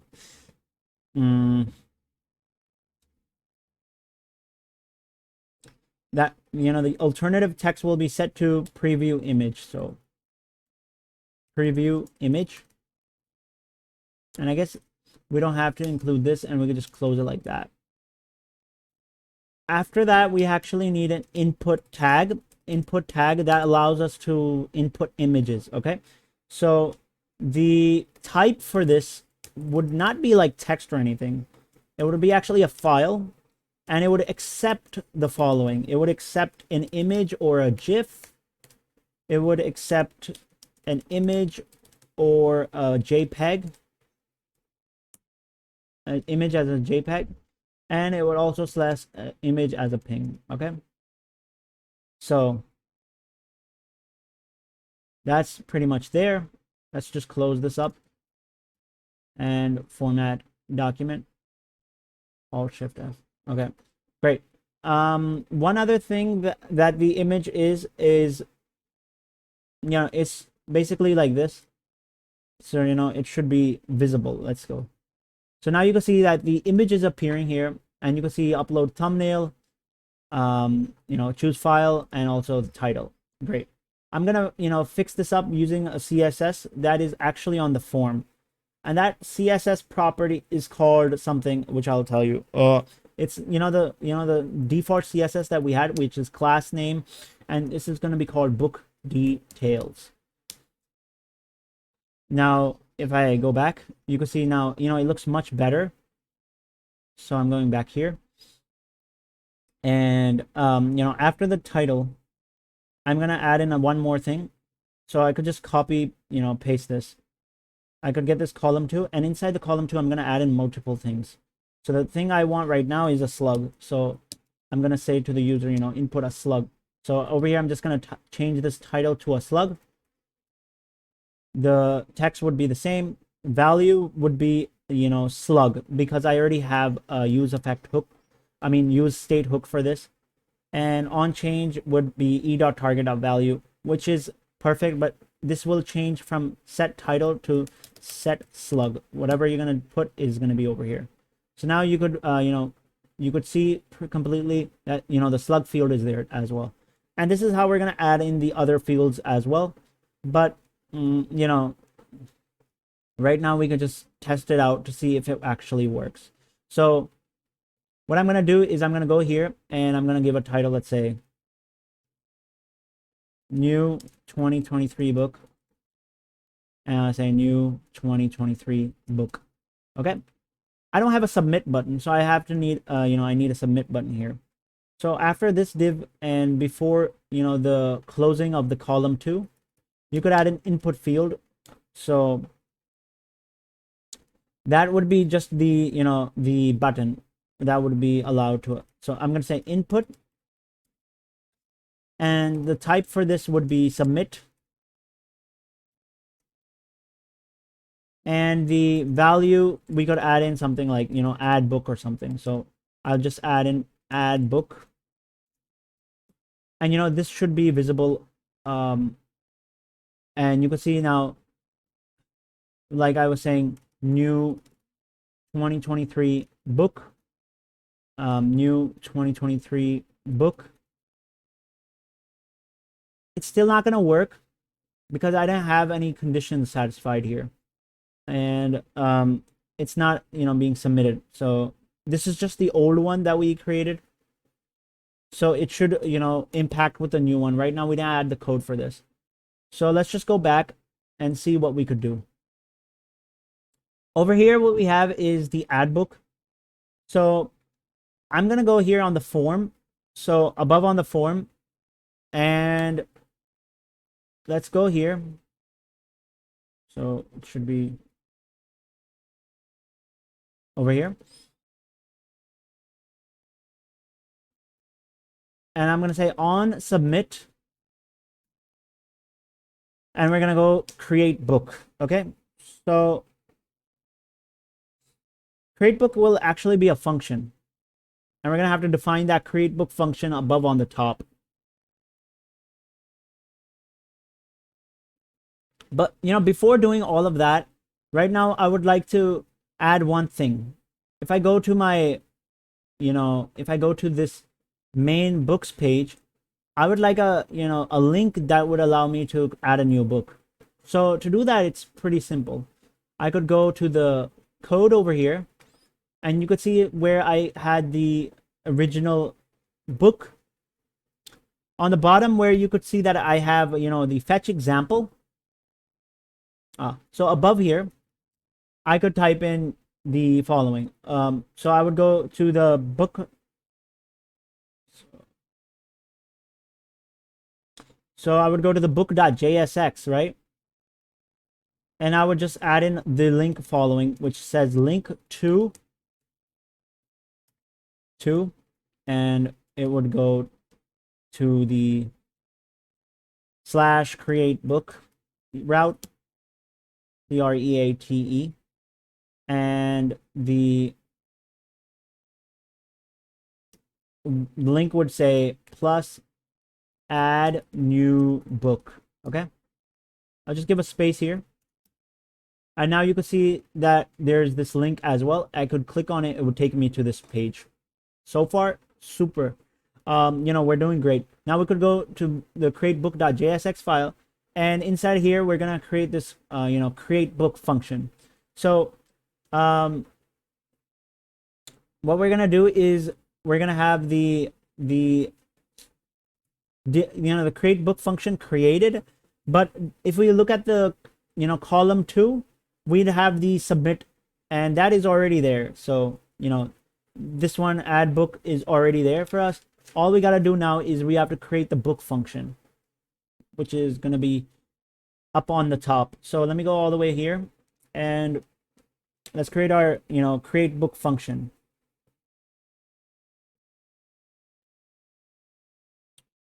And I'm going to create it right after the use states right here and before the return. So this function will be called create book, just like how, you know, it was set over there in the form. So on submit, it was set to,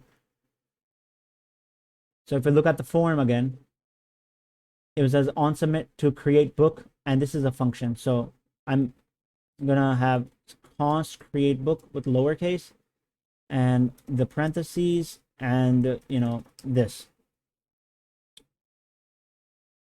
Oh, sorry, my bad. So what we're gonna do is equal to async. It's an async function, and that's what I was expecting as well. So async has this event and this arrow function, and you know, it goes till there. So what I could do here now is in this you know, function, what we have to do is you have to first, when the, you know, when the data is being submitted, so suppose Okay, right now, because I have some problems, it's just going to show me this. But let me just complete all of this before I could, missing initial const declaration in line number 13. Yeah. So what I have to do here is whenever, some form is submitted, I don't want to refresh the page. So I would say prevent default. So e.prevent default would, prevent that from happening. I could actually say, let's see if that actually works, and the error is gone. So now it's not gonna refresh it when I click on it.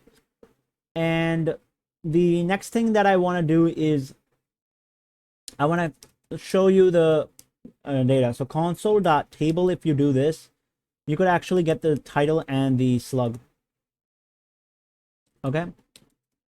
And I guess this is in square brackets, so I'm trying to get more than one piece. Now, I'm just going to show you that new 2023 book, new 2023 book, okay? If I look at the console really quickly, which is over here, right now there's nothing, right? But once I press this add book, you can see that this table is being populated with new book and new book. So now we have this. And remember that I had, the terminal here, and it detects everything as well. So right now we have this, and what we actually need to do ultimately is save it in our backend. So let's go back here, and instead of having this, I would like to get the form data. No, so what I would like to do now is apply some try and catch. So try catch block, and this is how I'm gonna fetch the data, and try to do all of that. So in the try block, I'm gonna try to get a response. So I'm gonna say await fetch, and the thing I'm trying to do is http:// localhost, and it would go to port 8000 / API / books. And the thing that I'm actually trying to get is a response from this. So I could just save it as const response, and that should equal this. Okay, so now this book had a comma and would have the following extra things with it. So method would be a post method, just like how we told it before, and the body would have some headers first.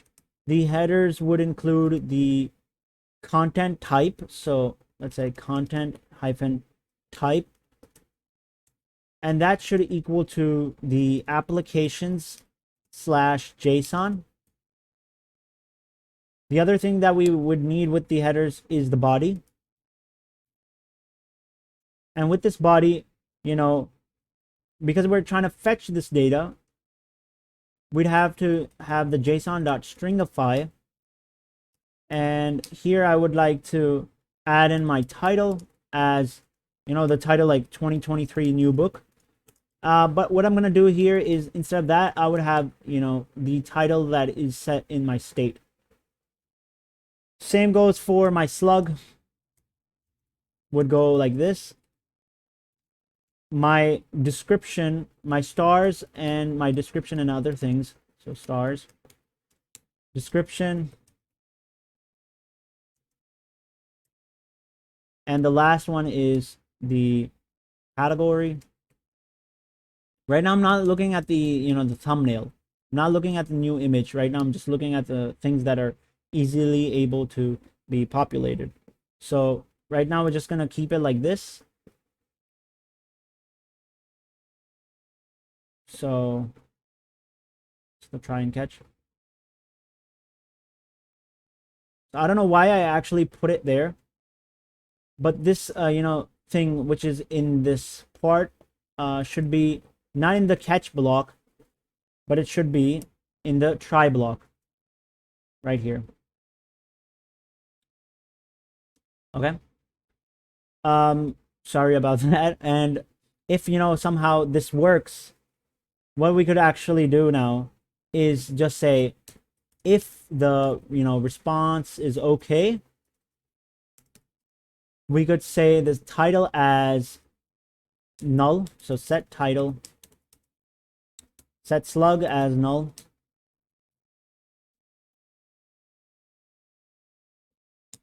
and we gotta first right now just keep it like that. Else what the case is would have a console.log error, failed to submit data. Okay,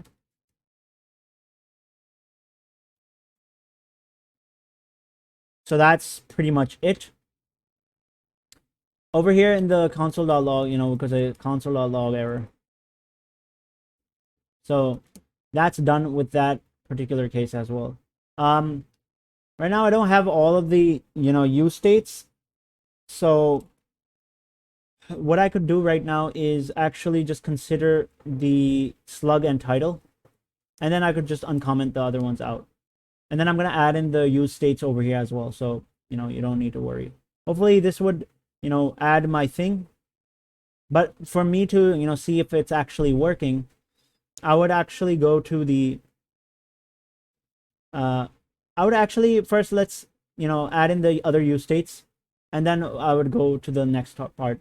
So the next the constant slug, and then we have the stars, we have the description, we have the category, and the thumbnail, which we're going to do later on. But right now let's just look at the stars. So this is the stars, and this should be set star, and the next one should be description,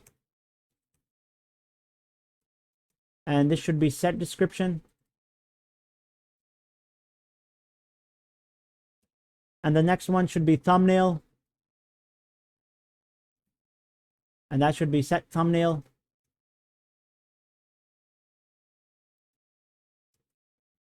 Now over here in the stars, what I'm gonna by default there will be 0 stars. Okay, and for the description it would be just null. For the thumbnail it would be null, and there would be a part which will be called submitted data. So this will be a use state that will just determine if I have submitted the data successfully or not. So I would say submitted, and I'll say set submitted. Okay, and I'll say use state, and right now the submitted would be just null. I would go here, and right now I'm just considering these two, but I'll add the other ones later on. Of course, if I go to the part over here, I could refresh this. New 23 book, new 2023 book. Welcome back, guys, to the CRUD based MERN stack application that we're creating, and we got stuck in one part, and that part was actually when I was trying to do this thing, which I was creating this createBook function, which actually uses this API endpoint. It hits this API endpoint, but it had some kind of issue with submitting the data, so I wasn't able to do it. I had this form, and like you saw in the previous part, I was trying to do this. I was adding a book and a title, but I was getting some kind of error here in my console, and it wasn't adding it into my API here. But I got a short fix over here, so I'm gonna go through it. So I just modified the code, and it seemed to work. So you could just make sure you could check it out. I have my older code over here, so I'm just gonna show you side by side with my newer code, so you can see that this is the old code and this is the new code. So what I did is I actually imported use state from React, no image selected from assets, no image selected. In the use hooks, use state hooks, I created those 2 hooks for the title and slug, but I actually have to use a thumbnail, and I uncommented it right now. So we're going to be using the picture one as well. Over here was the create book, but before going over the create book, I'll just show you the render function here in the return section. So in the return section, we have the div, and this entire thing is JSX, right? So what is this is basically we have a CreateBook, we have a paragraph, we had the form, and inside that form, we had a div, which is column 1, and another div, which is column 2. Now, column 1 would just have the upload thumbnail label, which is the same. It would have the source image, but it would also have just one other extra thing here where, we have input type file, accept images, and over here, we just have this, function, which is on change. Okay, so on change handle thumbnail. The handle thumbnail function is over here. So it's const handle thumbnail event, and then, set thumbnail, which is the state hook over here.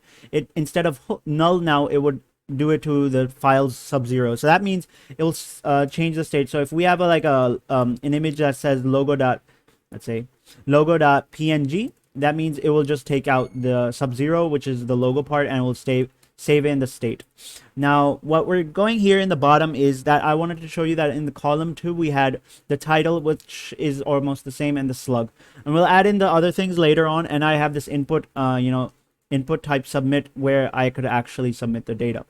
I actually changed the other part of it as well. So if I go to the index.js file, not this one, but if I close this and go to the index.js file, here we had the API app.post, and this is actually the API endpoint, okay? And this single book or create book are actually routes, okay? You don't want to confuse with the two concepts, and I'd make sure that you could remember that. If I have made a mistake earlier, but you could correct it right now.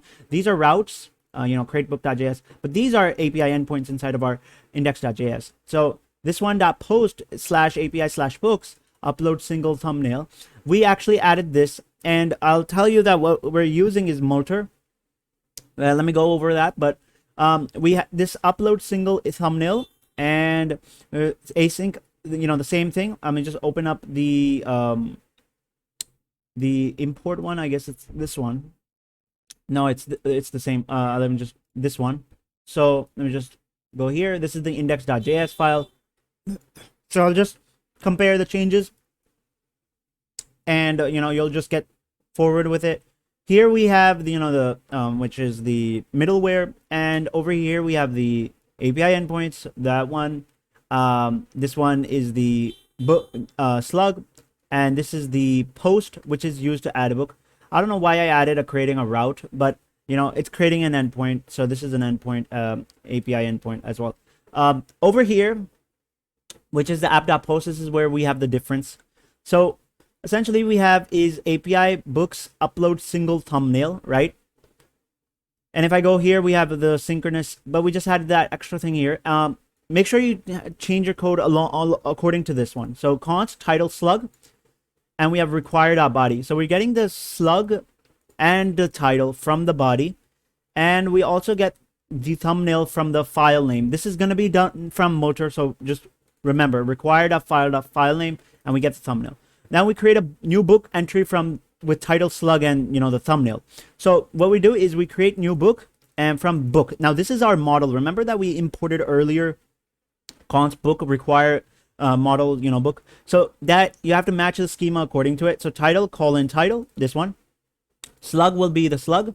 Thumbnail will be the thumbnail, and that's it. Then we do await new book.save. This will save it into our database, and we could say a status of 201, make it saying that book created successfully, just a little bit different from here. And then if a problem occurs, we could give a 500 status saying an error occurred while creating the book. Okay, so now I'm gonna add in the extra fields, but I'm just gonna show you how this code is actually working right now, and then we're gonna move on to the next part. So I'm just gonna shift it there, and I'm gonna maximize the screen. I'm going to show you that my terminal is running. So, my database is connected and my front end is working. I would go here. So this is my application, and I could refresh it. Okay. I'm going to make sure I have my console opened up as well. So let's create a new book. Okay. So let's call it Coding Cleverly Book. And let's say Coding Cleverly book. Okay, now the slug is there. I actually need to upload an image because I don't have it taken care of. So I'm gonna upload file, I'm going to go to the downloads, and I'm going to find anything that I, want to do. So I'm just adding this, image. You can see that it didn't change it, but it actually submitted it. So you can see a screenshot is added. If I click on this button, you can see that book added successfully. Now that it's created, you can see that line number 31 from my, code gave me that result. If I go here in line number 31, you could see that that code has been, book added successfully. It worked. So that means the thumbnail was set to null, and the, the input fields were also cleared out. So now if I go to the API here, it should be added. So you can see Coding Cleverly book and everything is being added there. If I go to the books, so let's just go to the books, and, I added some few books, but this is our Coding Cleverly book. So if I click on it, there's the image, the rating is nothing, category is nothing, but, the book has been added. So great. Now let's just update it according to our needs. And, I want to, add in, a better way to do it. So first we're going to do is we're going to add in the more fields. So first, what I'm going to do is I'm going to go to my, the create book function over here, which is response and all that. Form data is being collected instead of the other, way I was doing before. I recall that, let's see. I was doing it through this way, json.stringify, but I'm not recommending to do this. I commented it. So this one, which was over here somewhere. So API fetch, post, and form data. Yeah, so form data. I don't want to do the json.stringify one. You saw in earlier. So now what I'm going to do is I'm actually going to add in some extra things. Okay. So if I go to the form data, we want to add in the, necessary things. So to do that, I would go here. So this is the title, right? The title and all that. Let's just add in more use states first, and then after that, we'll take care of that. So over here, let's just alt down, alt down, alt down, alt down. So right now, let me just consider that. The first one will be stars, and this will be set star. This one will be called description, and this will be set description. Okay, I almost forgot one thing where I was actually handling the images. Sorry about this, jump, but I just want to add the, thing that I actually did. This upload single thumbnail won't work until you have multer added. So if you go here into the code, which is right here, you could see that there's this code which says const storage is equal to multer disk storage, and it has a destination. You could do this before, but one thing you must know is that you have to open up the, terminal. You would have to close the backend. No, this is the front end. I didn't have to close this. You have to close your backend over here. And over here, what you have to do is install npm I, and then you just have to type in multer. That would install the multer for you. And, that's done. After that, once you have installed, you could just run your application again. I'm running this one as well, the front end. And once a multer is installed, all you got to do is you just have to add this piece of code. You could find this in the documentation, but I have to update it just so that the images are stored in the upload / folder. This is going to be in my server, and the file name will be called using the date and also the original file name. So this is the name of the file that will be renamed when you upload something, and this is where it's going to be stored, the image. So multer is actually a package that's used to store images on your server. Okay, and this is the const upload multer storage. All you have to add this line of code, and then after that, you just have to upload single thumbnail so that multer would work. And that's all we have to do. Now let's just go back here and set the description, and we also have to set categories. So categories, and this would be set categories, categories, and the categories would be set to a default state, and that would be square brackets. We also have the thumbnail, which is already there, so pretty good there. We also need one thing which is called submitted. So submitted, And I'm going to use this to just check that I submitted the form successfully or not. So set submitted, and by default, the set submitted would be just, you know, like this. Over here, in the, you know, books where I'm actually submitting the data. So when it's response.ok, I would like set submitted to be true. Okay, that's it. And one other thing we want to have here is this, you know, code which has the form data and everything. So we would actually like to add in, you know, some conditional rendering. So for that, I would have the submitted type, which is submitted. This is that, you know, hook, use state hook. If it's true, then what you would print out is this paragraph tag that says, you know, which says data is submitted. Okay. Or data submitted successfully. So data submitted, SUCCESSFULLY. Okay, data submitted successfully. Else would be this part, and that part is actually this entire form till here. So I would cut this and I would bring it in here. And, you know, we're done with that.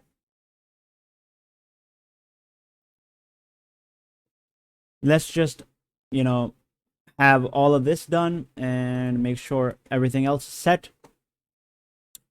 Now let's go and see if that, you know, thing just worked.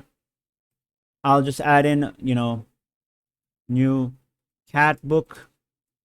I don't know why I'm cat book, new cat book. And then if I add book, okay, fail to submit data. It seems like maybe because of my submitted part, which was set to false before. I think I should have just done it to false. I don't know. Let's see. Cat book. Cat book. Oh, yeah. I forgot to add the image. I'm sorry about that. Let me just add in, you know, my other image.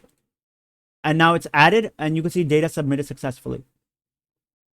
And if I refresh it, you know, I could go back here. So, you know, if I go to the books, you can see that the cat book is there. Just showing you that, you know, a lot of people are not subscribed to the channel, 91.6%. So, you know, I'd recommend subscribing. It would mean a lot, and I'll provide more and more amazing videos for you guys. So, yeah, that will mean a lot. Over here, now what we're going to do is, you know, we have this false. I could say, you know, I could just set this, but it's already by default. It's just going to set true. So, you know, nothing happens there. Now I want to add in, you know, the extra things. We already got the hooks done. We want to add it in the form. And then we also want to add the, you know, things over here. So, what I'm going to do now is I'm actually going to add in the divs over here. So we have the slug. After the slug is the stars. So I'm going to get this div, copy it. So Control C. You could also do Alt Shift down, and that just copies and brings it down. You could bring it down again, you know, Alt Shift down, and it'll just do it. So first one is the stars, STARS, and that's the text, and this will be stars. And this will be set star. So on change set star e.target.value. The next after stars will be description. So let me just add in description here. And the description would be actually instead of an input tag, it would be text area.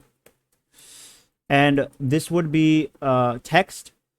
You know, we don't have to specify the type here, but we actually have to specify the rows, and that would be 4.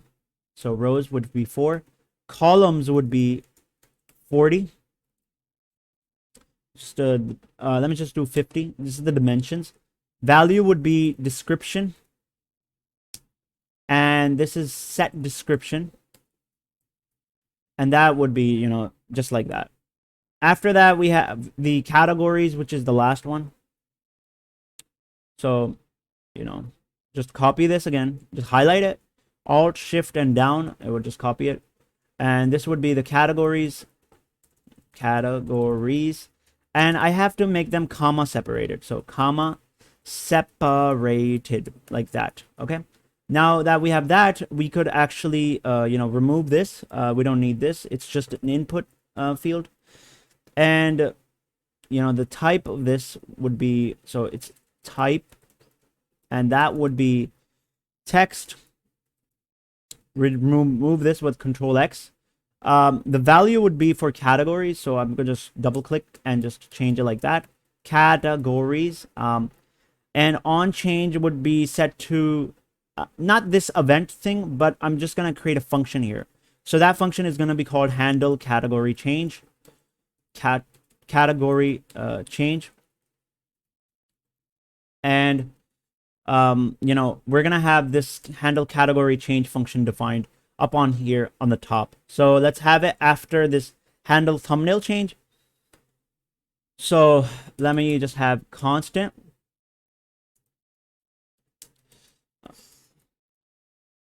handle category change, and this is having an event, an arrow function like that, and it would set category. So, you know, remember, set categories. Basically we're gonna have a comma separated. So you're gonna get the target.value, so event.target.value, and you're gonna split each you know, word by a comma.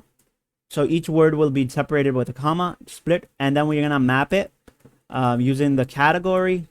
You know, you can name it anything you want. We just have a category, and that would be an arrow function indicating category.trim function, like that. So trim would just you're gonna change the white spaces and everything, and this should, you know, take care of my handle category change.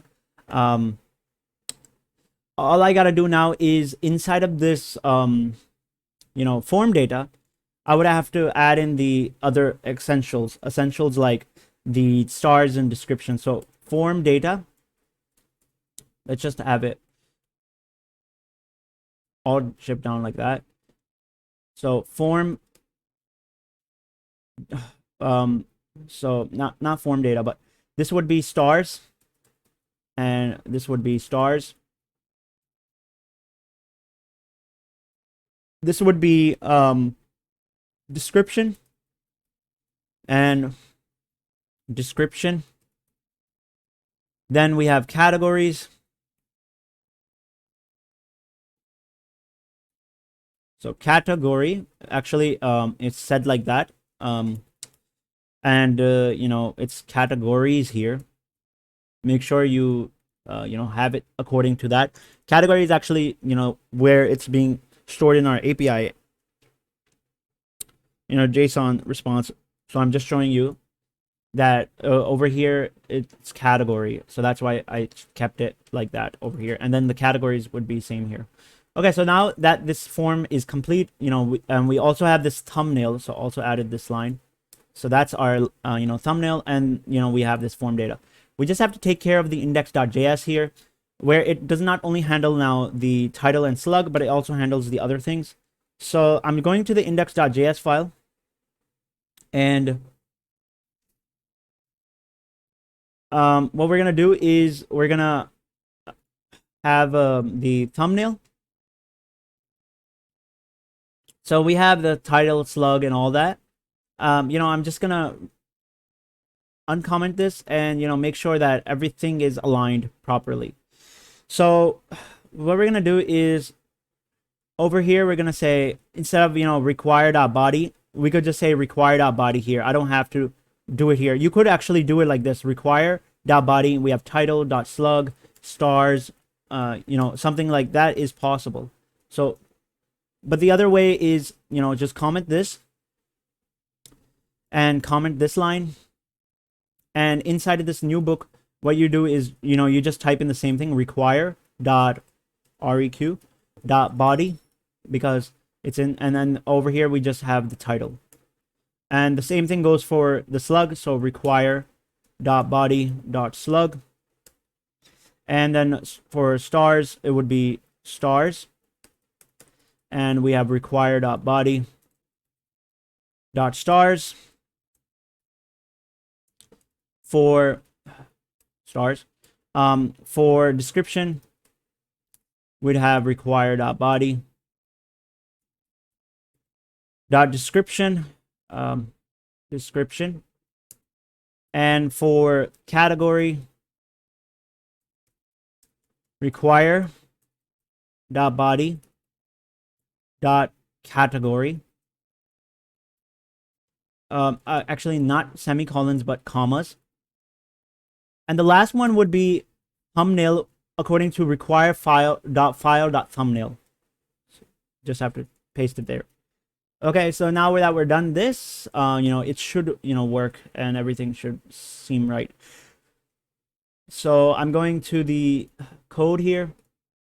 It has all of the, things. Of course, the image right now I have to take care of, because when I add in a new image, suppose, let's say, go to the downloads, and add this image, or I could add in any other image. Let's add in this image, and new attempt 2023, new attempt 2023.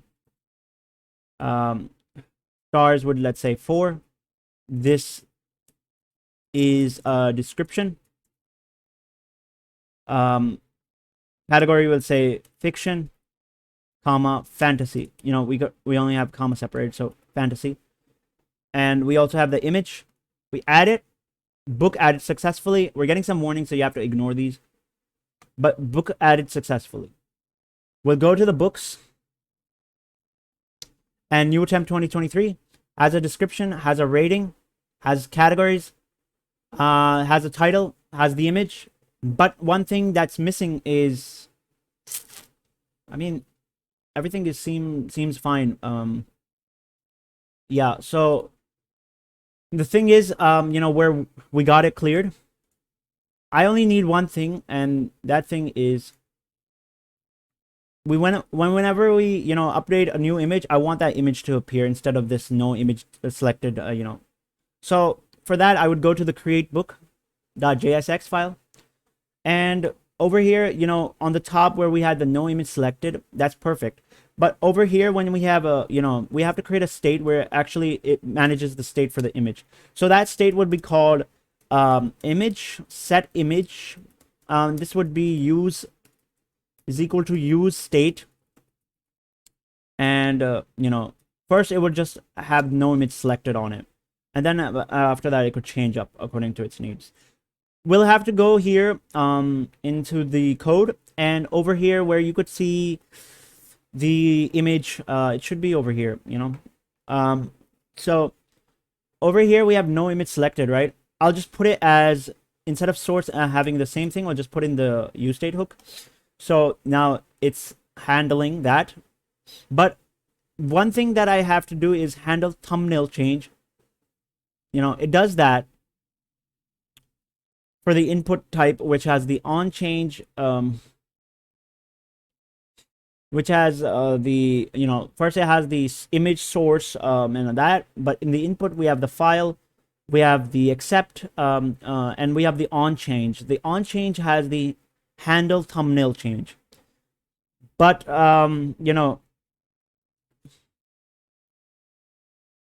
I want to change it to on image change. So on image change, because I want to modify it. So I'm just gonna, on up, we're gonna use this, but not right now. So this is gonna, take care of that issue where I want to have that image displayed. So constant on image change is equal to event arrow function like that.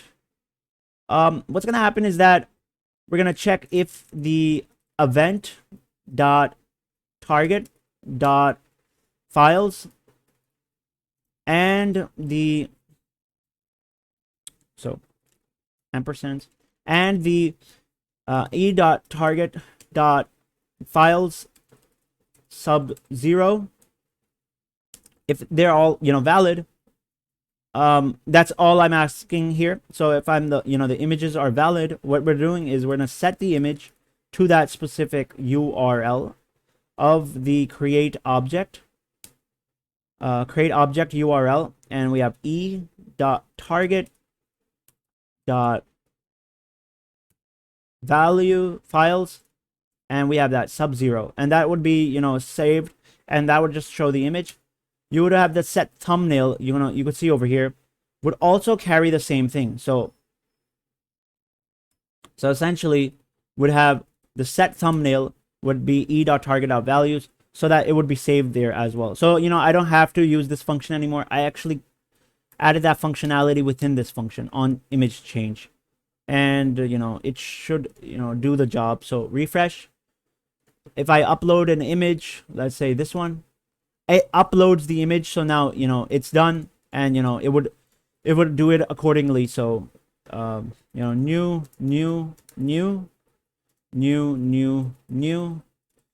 This goes for 5 stars. This is a description. Stars. I mean, no, let's say fantasy. And if I add the book, it's added successfully. Go to the books. New. And 5 stars. Fantasy. Amazing. Okay, so now let's see the progress here in our application. So we have the Hobbit book. We open it, we could see all the information. We want to click on edit, but we can't edit the book. So we have to add this API endpoint and route now. So let's go to the, our IDE and go over here. And what we're going to do is we're going to go to the server. So I have this code, file, and I'm actually going to remove this. This came for no reason. So just removing this file and probably putting it in the downloads folder. So in a new tab. Yeah, so I'm just gonna paste it here. Okay, so now what we have here is the code file. So what we're gonna do is we're gonna go up here, and you can see that we have a README, and we also have this. So I'm just gonna cross this README, and you know what? I'm gonna cross all this, and I'm just gonna cross all these out, so just everything seems better. Okay, so let's undo this and go to this, and let's create a route for updating our books. Okay, so now what we're going to do is we're going to actually copy this, route that we had for creating a new book. So we're just going to copy that, and we're going to paste it here. Now, what I'm going to do here is this is to add, actually to update an existing book. Now, we're going to have app.post instead of app.put instead of app.post, because app.put is used to update. We're going to have /API/books, and we're gonna also do it based on the slug. So I'm gonna have colon slug like this /colon slug, and we're gonna have upload single as the same thing over here. So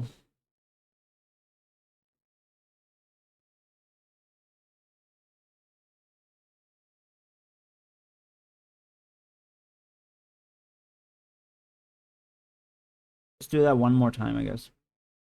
Why do I have to do that?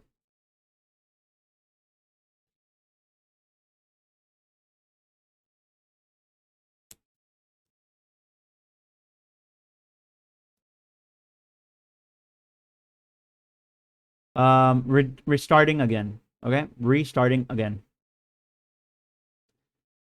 Okay, guys, so let's check our application and how it looks like right now. So we have all these books. If I click on a book, I see all the information, but when I want to edit the book, the existing book, I can't.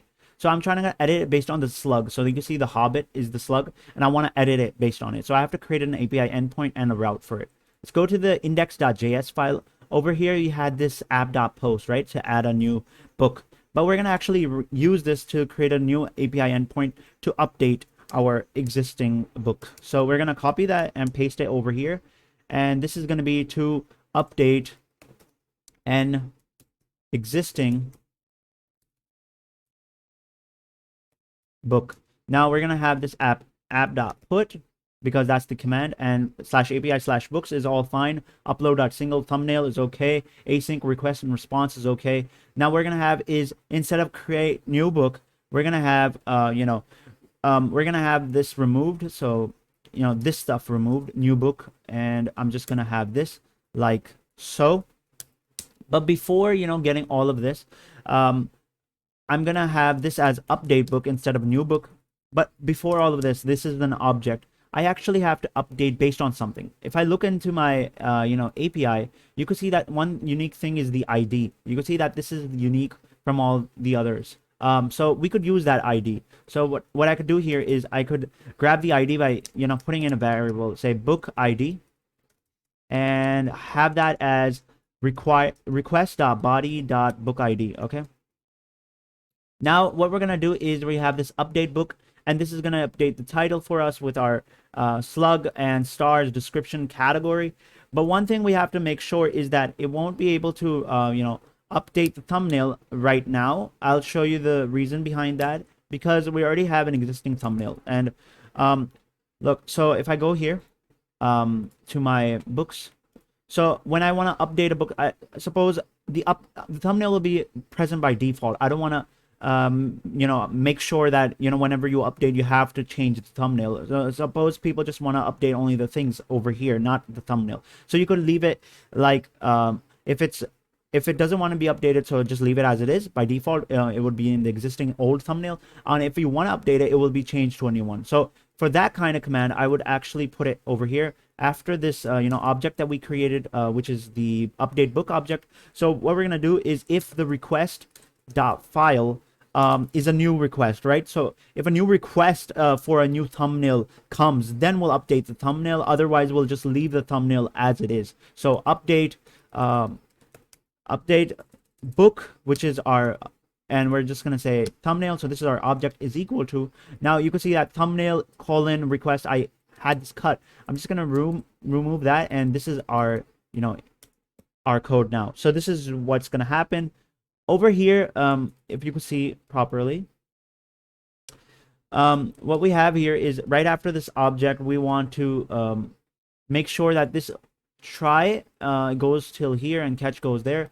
I'm not sure why this is coming, but I'm assuming that this because of the the colon here, and this should be comma should be over here. Await new book, and instead of new book, we're gonna say update book. So await update book, and we're gonna now use one thing over here. So it's await.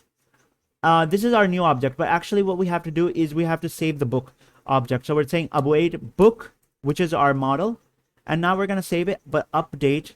But we're gonna say find by ID and update. Find by ID and update, and we're gonna pass in the two things. One is the book ID, so the book ID, which I brought up here, where I got here, and the next thing is the object, the updated object. So that's the update book.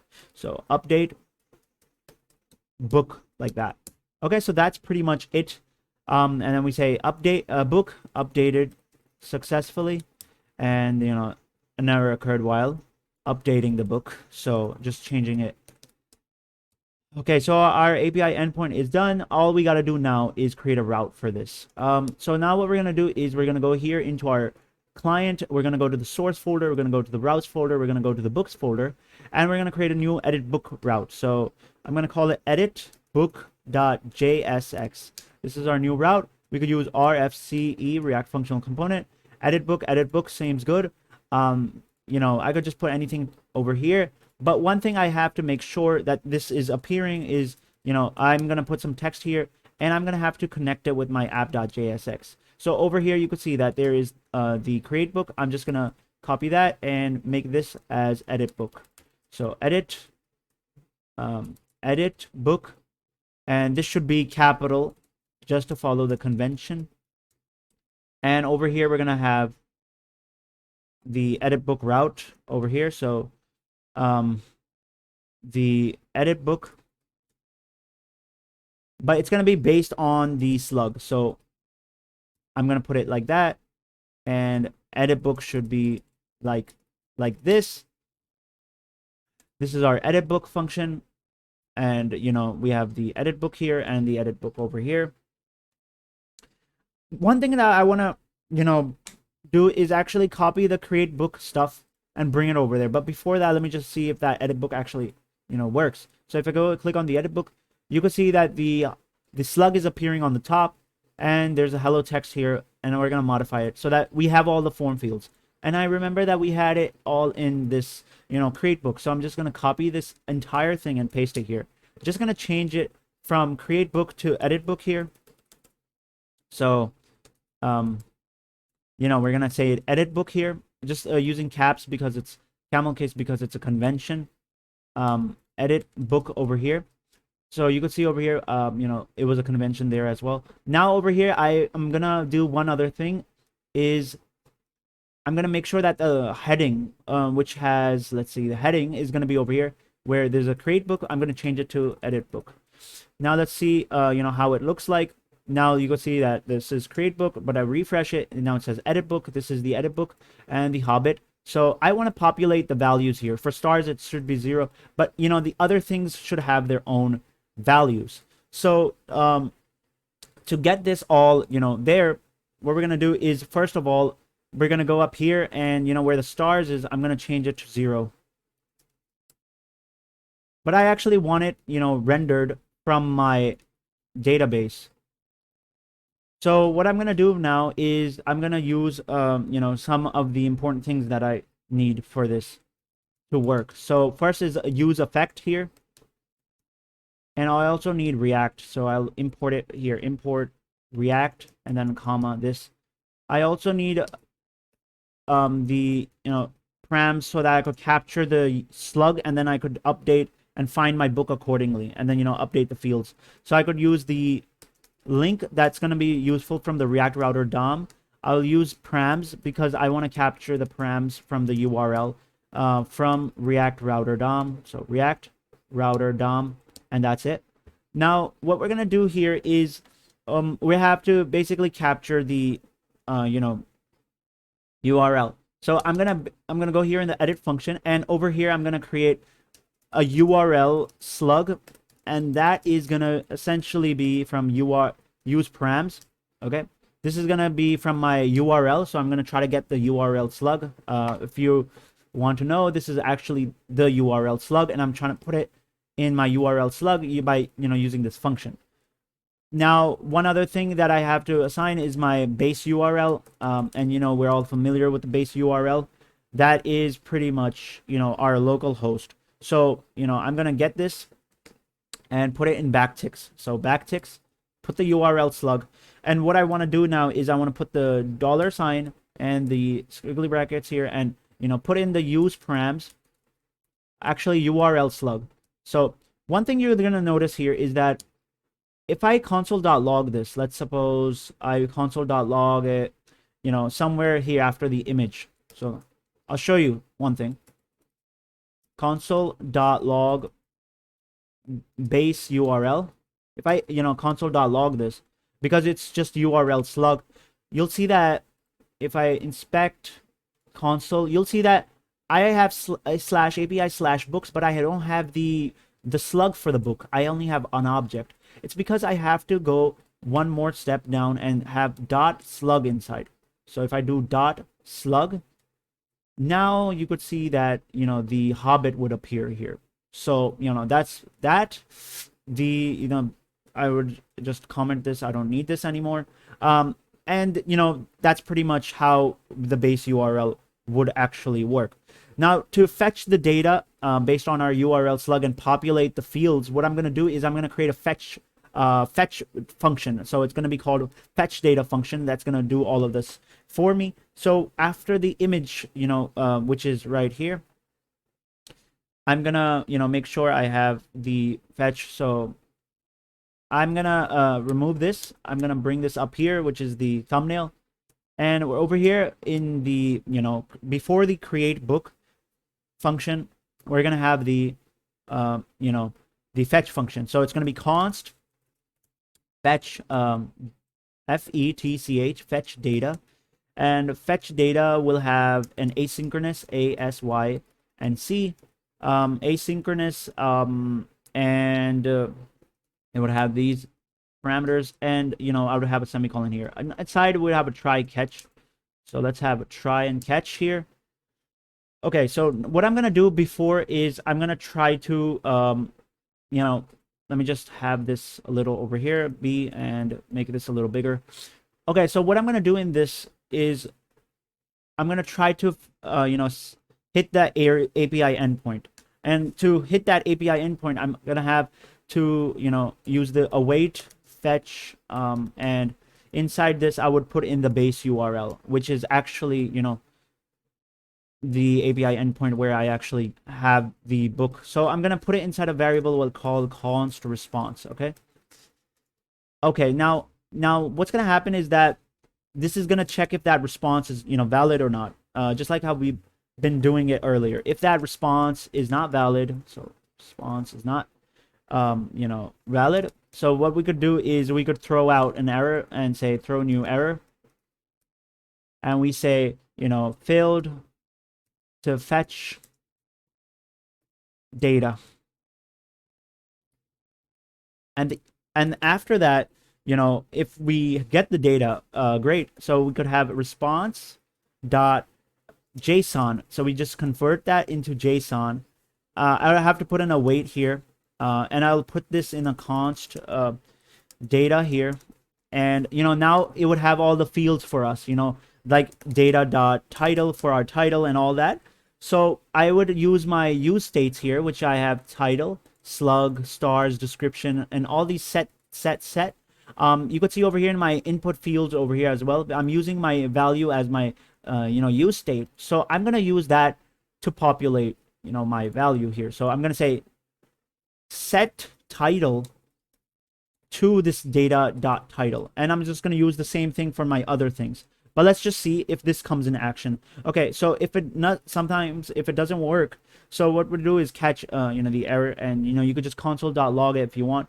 But this is not gonna work. If I go here, you can see that this fetch data is not gonna work, and I'll show you what's the reason behind it. Why didn't it occur? The reason why it didn't occur is because we don't have the function for this, and we have to put it in a use state.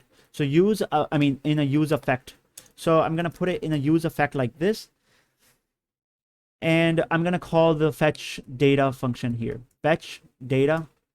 And I'll have this like this so that, it prevents over and over things to happen, And if I go here, you could see right now warning is, controlled. Control input is uncontrolled. So we're going to have to try to populate all of them first and then see how we could, fix this up. So I'm going to have the set title. I'm going to have the set thumbnail, set slug, and I'm going to have data.slug. For the stars, I'm going to have set stars, and that should be data.stars. And for the set categories, we're going to have data.categories, category, and the set description, we'll have data.description. And one more thing is the thumbnail. So we're going to have set thumbnail, and that should be data.thumbnail. Now, we have to make sure that this actually works. So one thing that we have to, make sure that, everything is working according to plan is basically get the update route and get all that for us, because right now it would give us this problem. So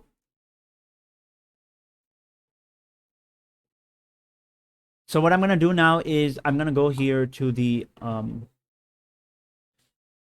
catch, and I'm going to say console.log error.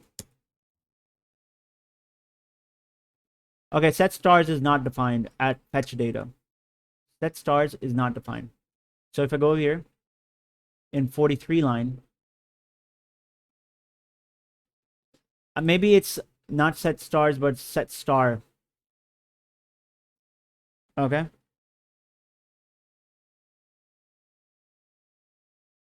Okay, so I'm gonna have set star. But still there is some issues that I need to resolve. So what I'm gonna do now is I'm gonna create the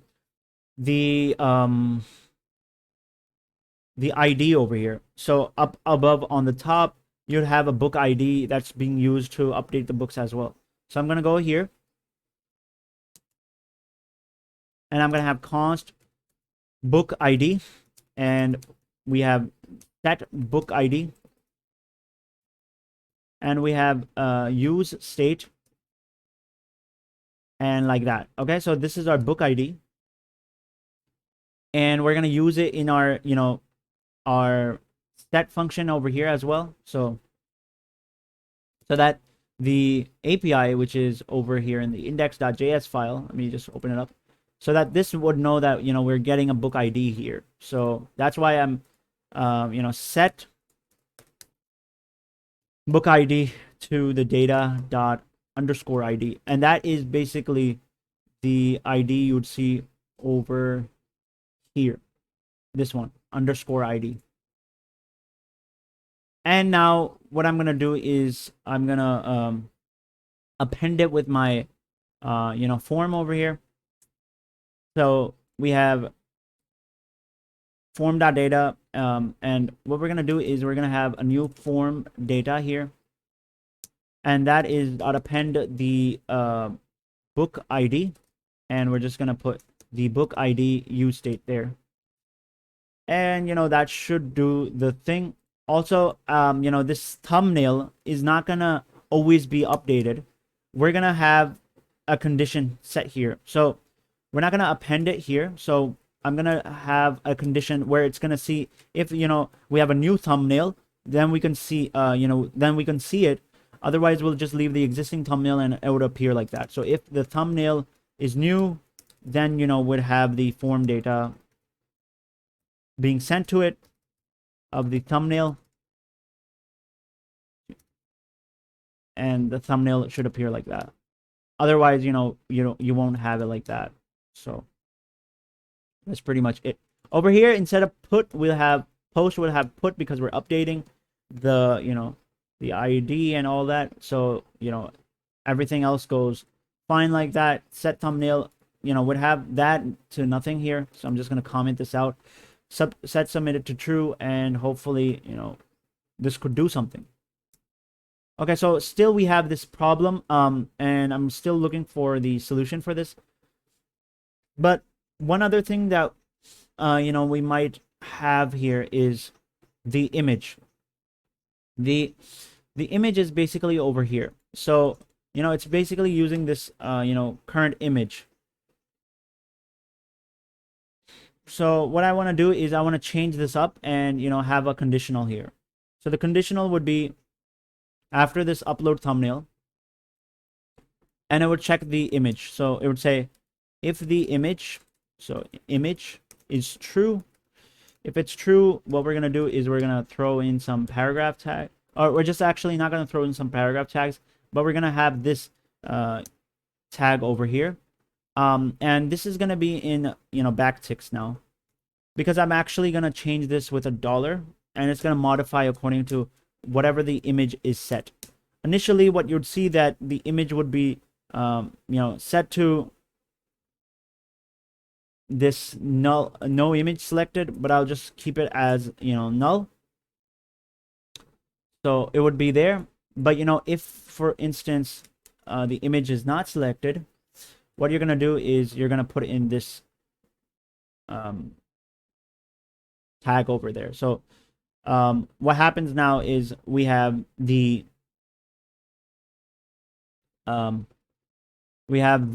round brackets, and in here I'm gonna put in this all.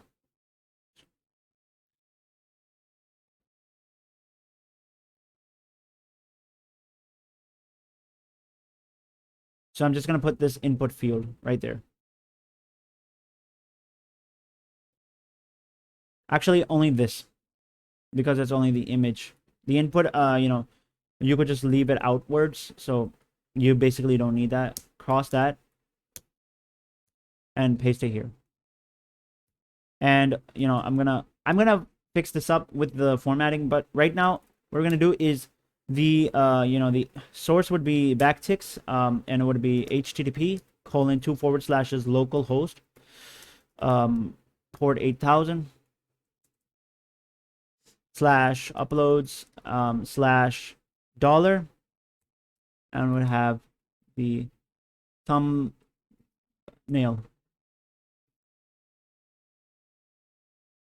and would have preview text. So I'm just gonna format document with prettier, and it breaks the code because we don't have any image selected. So I make sure that we have an image there. So that's why I just kept it to the original no image selected. So I just kept it like no image selected, and it would appear like that. Now all we gotta do now is fix this up, and then we could add in the delete function. Now the delete function could be up here on the upload thumbnail, so we'd have it right here. So for that particular case, what I would do is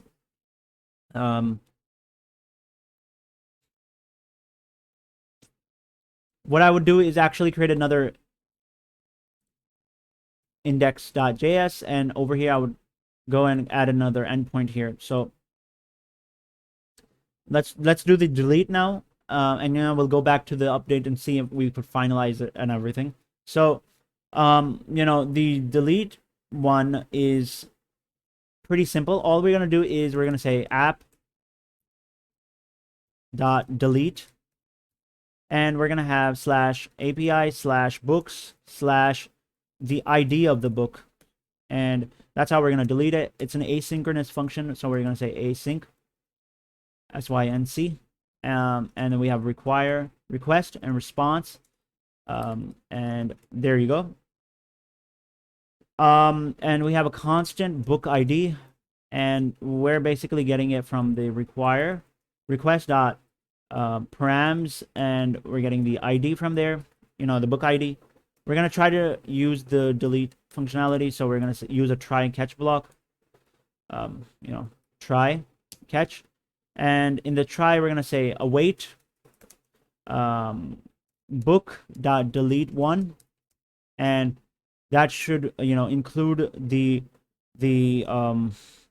underscore ID, and that should delete the book ID based on it,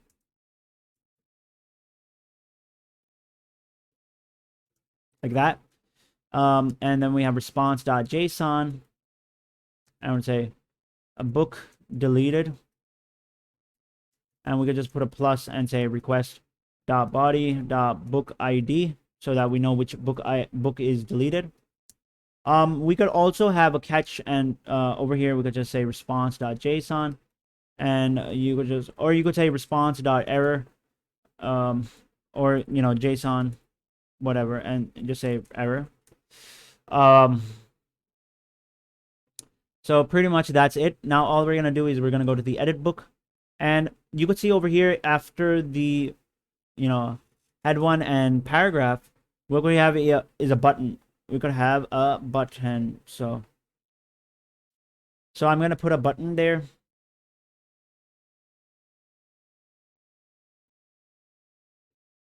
Right here, and I'm gonna call this as a button tag.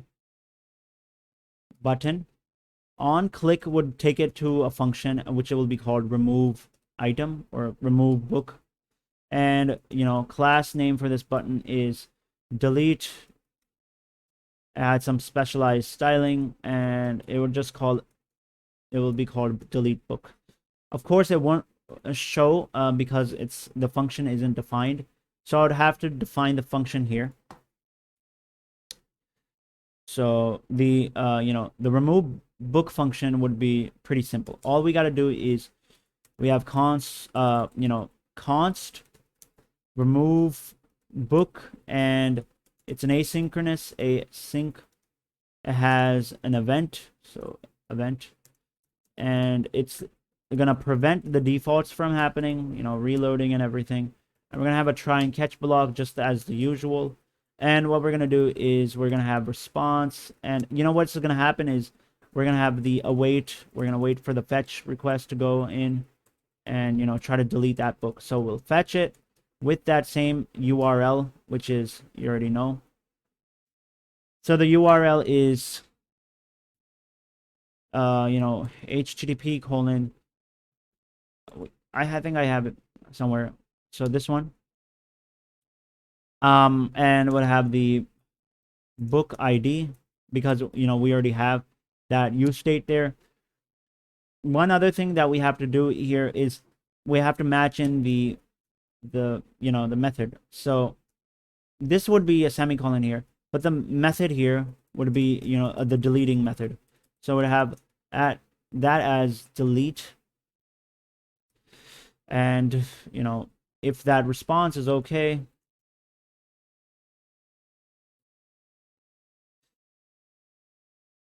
we could say navigate to the main books. So we have to navigate to the books. You could use /books. And to use this navigate, you'd have to go on the top, and in this use params, you have to add another one. So what I have here is, it's called the navigate function. So I'm gonna call it const navigate, and it comes with React Router DOM, so it's called use navigate. And when I did this, it added that for me. Let's just format document. Let's go down here, and it's gonna navigate to the books, and pretty much we've done our job. So we could just say console.log,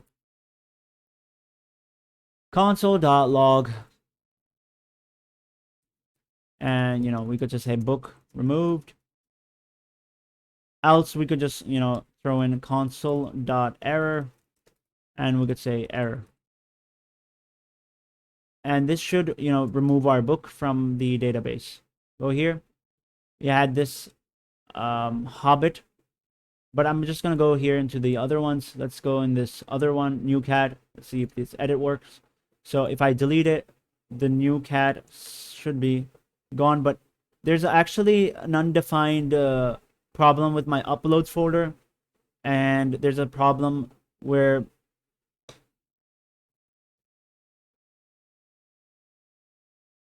it can't find some images. So I go to the uploads folder here in my server, and I go to the uploads, and I see that there are images here, but somehow it can't find them. So I would have to remove these unnecessary images that I have.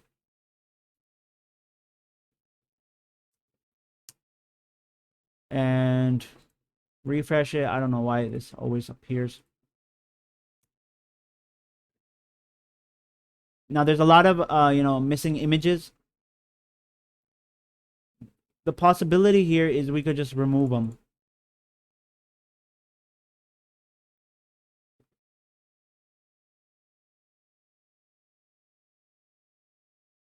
So just removing all these books.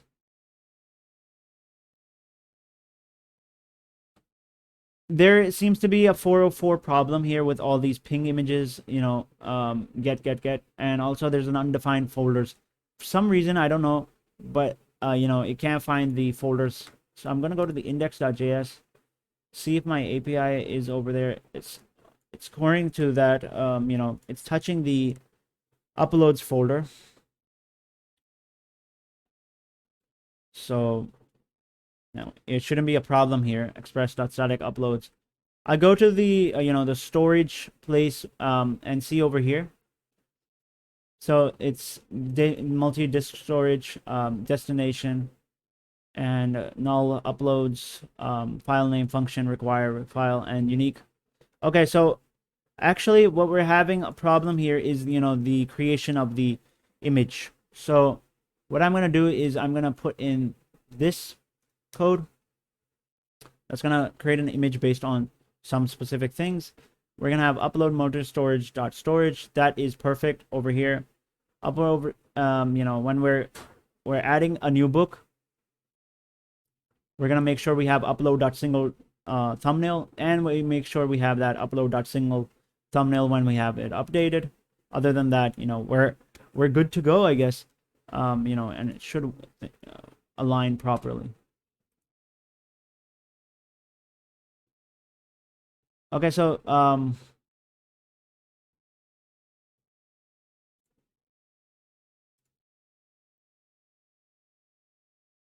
so it has this problem of you know, getting the big board or something. So I'm gonna refresh this, and it has this major you know, error. This one. So I'm gonna check with ChatGPT and see if we could find a solution for this. So I'm gonna go here, and I'm just gonna say I'm getting an error. Getting the following error. And then I'll give my editBook.jsx file. See if you know, everything else console.js, it just says over there component is changing a controlled input to be uncontrolled. So you know, it was coming up before too. This is my editBook.jsx file. So let's see what ChatGPT has to say. It says the error you're seeing, a component is changing controlled input to be controlled. When it reacts, it switch from controlled and uncontrolled. For code, it seems like your issue is related to the value prop that you're using to the categories input field. You initially set categories to an empty row, and later you are trying to use it to the value of input field. So it says you basically, you related to the value prop you're using for the categories input field, you initially set categories as an empty array. So let's see. When I set my categories as an empty array, okay, and then after that, what happens is that you're trying to use it as and later you are trying to use it as the value of an input field. Input fields expect a string as their value prop, not an array. That is causing the error. To fix this issue, you can convert categories array to a common separated string when rendering the input field, and back to an array when handling the change. Here's an updated code. So convert categories array to a string. So you know, and then after that, go to the categories. You have the categories label, a comma separated a label, and we have the text category string. Use the category string. So we're just trying to convert it, and then you know, handle category change. Handle the category change back to an array. You ensure that the categories input field always receives and updates the value of the string. The conversion between the string and the array formats. When necessary, this should resolve the error you're encountering. So you know, let's try to do this. So I'm gonna go here and see, you know, if this works. So const categories array to a string. So I'm gonna have it converted somewhere. Convert categories array to a string. So const categories string, categories.join. And over here we have categories string. So you could see over here in my over here somewhere, handle category change. So it's categories, and it should be a category string. And then after that, handle category change, which is a function up here. You know, it has the e.target.split. You know, I think it's the same. But you know, it has the categories, set categories as input categories. And input categories is over here. So you know what? I would recommend it to just update this entire code for me. So let's see. Add this update into the existing code and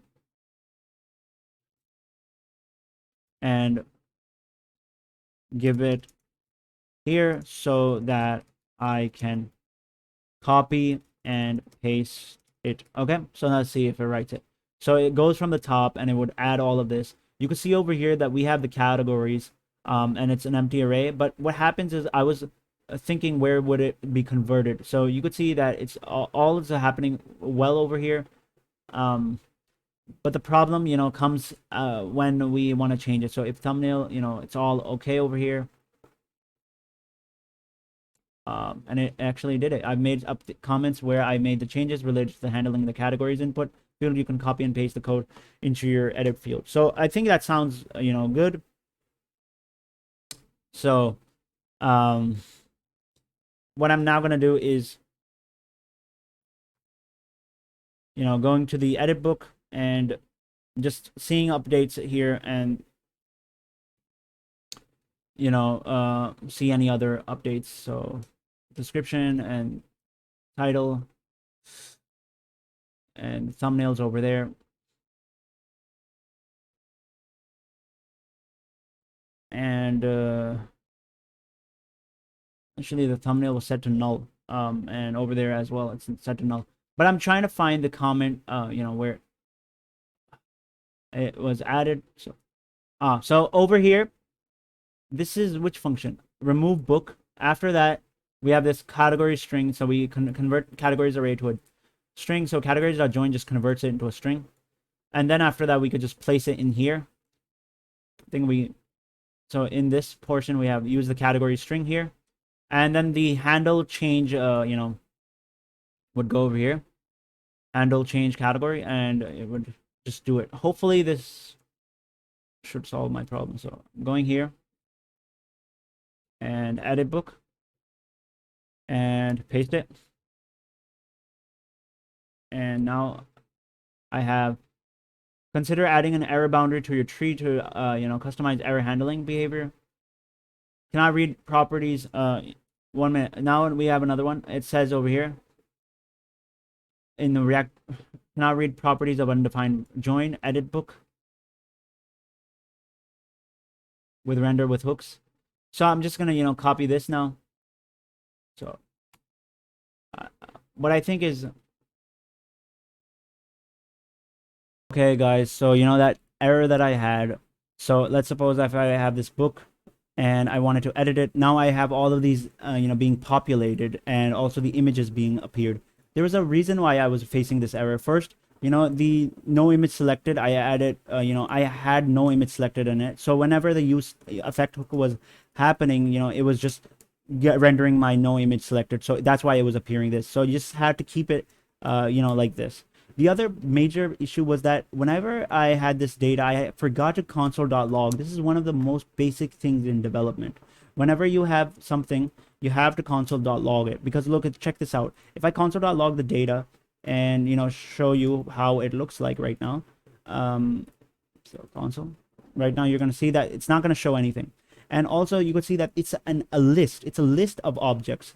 So if I open up this list, this has an object inside. So what we have to do is actually iterate within this list. So remember, the basic way to do this is comment this out and use this data, get the data and map it based on an element, and you get all the elements like this. So that's how everything was going to be done.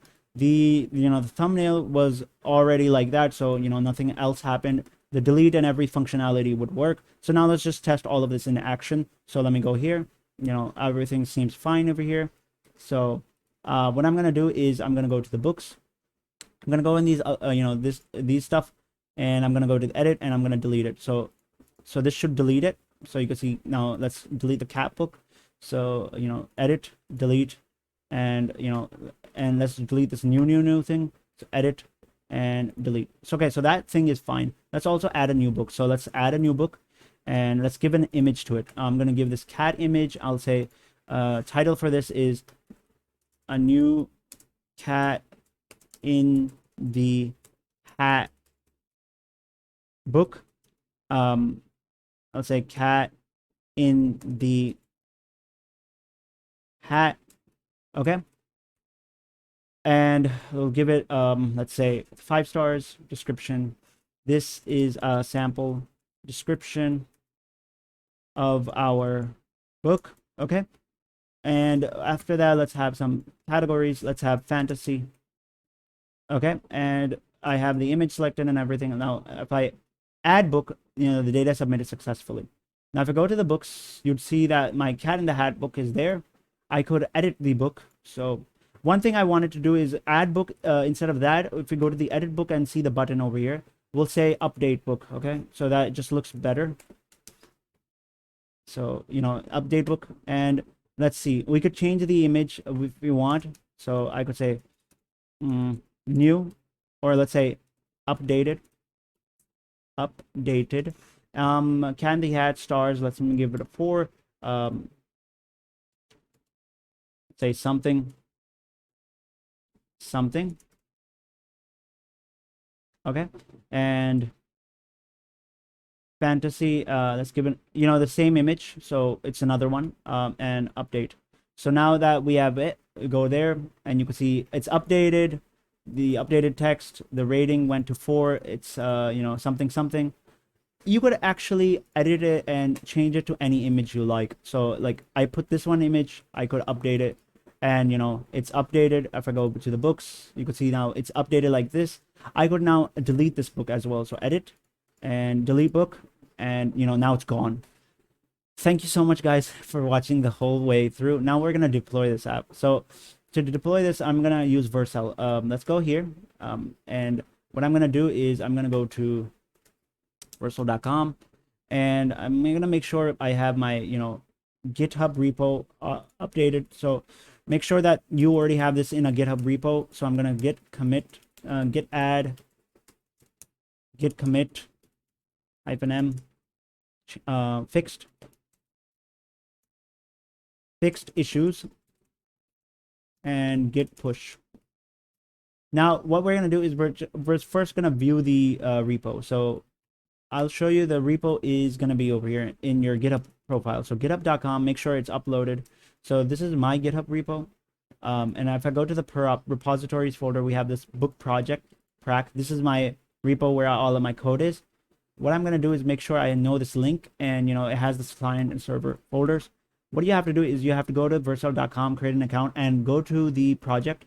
Here you gotta have to import git repository. But before all of this, we're gonna have to make your you know, permissions here. Install Vercel, you're gonna put it in here, and you know, it's gonna require you to give an authentication code. And I'm going to my mobile device, and you know, just typing this in. So the authentication code for GitHub is 534954. Okay, so that's it, and I'm gonna allow one of the, you know, select repositories over here. You have to make sure you remember it. I remember it's called book app prac or something like that. It's not like that, so the name is something else. So let me just go back here, and it's called book project prac. So book project prac, click on this and save. Now you know it would work. Now go back here, and you'll see book project prac is there.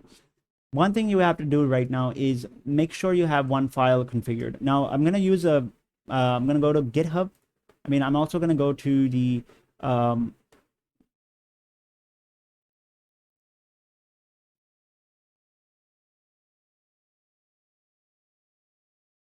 repeat this you know, part again. So I'm gonna go to YouTube, and I'm gonna search you know, MERN app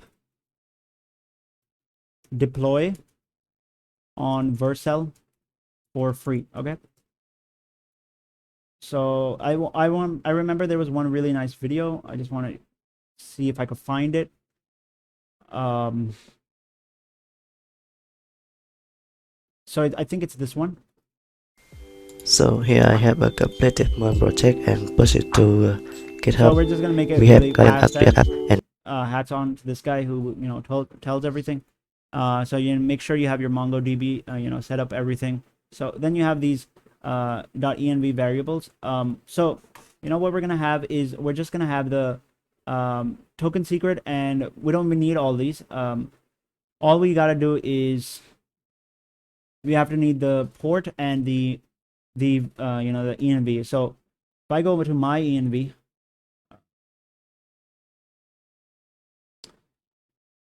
I'm just gonna have port set to 8000.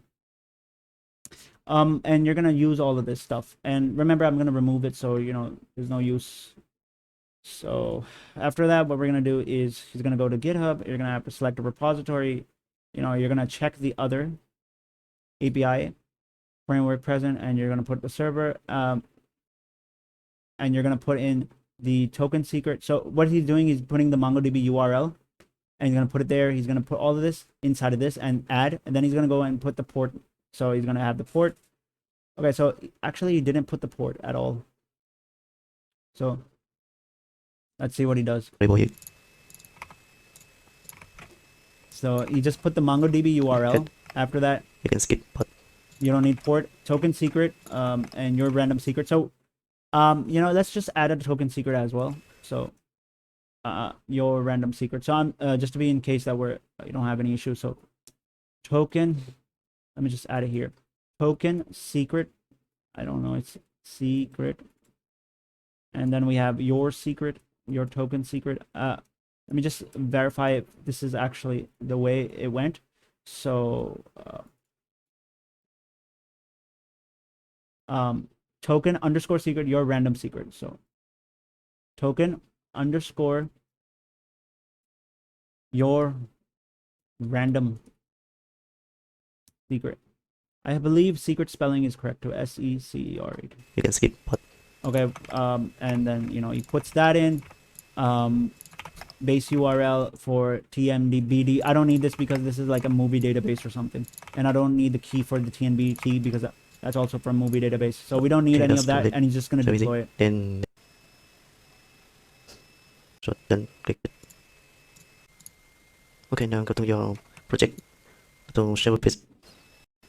So once that is done, you know, Verso, you'll project have configuration. So what we will do here, and create. Okay, now go to your project, to server folder, and create a file. So this is the main thing that we had. We had to have Verso.json and have go to the Verso.com, and you know, have to paste this in. Server, so and you gotta change the build to this. Here we need a version to this, and you know, have to use so this. So to top and pass it here. Just delete. Okay. Make sure the routes are all set to. Okay. So here we need to modify. Okay, that one we need. And like this. Configure. So this is the file, and you have to commit the repository, and then, you know, upload it again. We need to deploy client to Verso project. And then, you know, he uploads the client folder. So, we need our framework. Here you can see it. And in environment variable, we need a Zen. Okay, just set it to full. So we have to add this generate source map later on. To that you have deployed. Okay. Web copy API that I use sorry. So, you know, he has all of this, but you know, he remembers that configure your client react that point to your server API. Okay, I have to get the base URL and change it to your API that you have deployed. So, you know, this one. So MERN Vercel API, and that should be. And path to where you define your API URL. Just fix it up. Okay. And wherever it's updated, make sure it's updated. Then just put it to GitHub. And just commit it after that. This is for the front end. You know, and that should work for you. You know, your application. So what we're gonna do is we're gonna go here, and I'm gonna actually do one more thing. I have to go to the other repository. I actually have another one where I, you know, did it before, and it has it all successful. So I'm gonna make sure I have the JSON properly. So it's called book app. We're gonna go here into the server folder. So just quickly go to the server folder, and here we have the. Come on.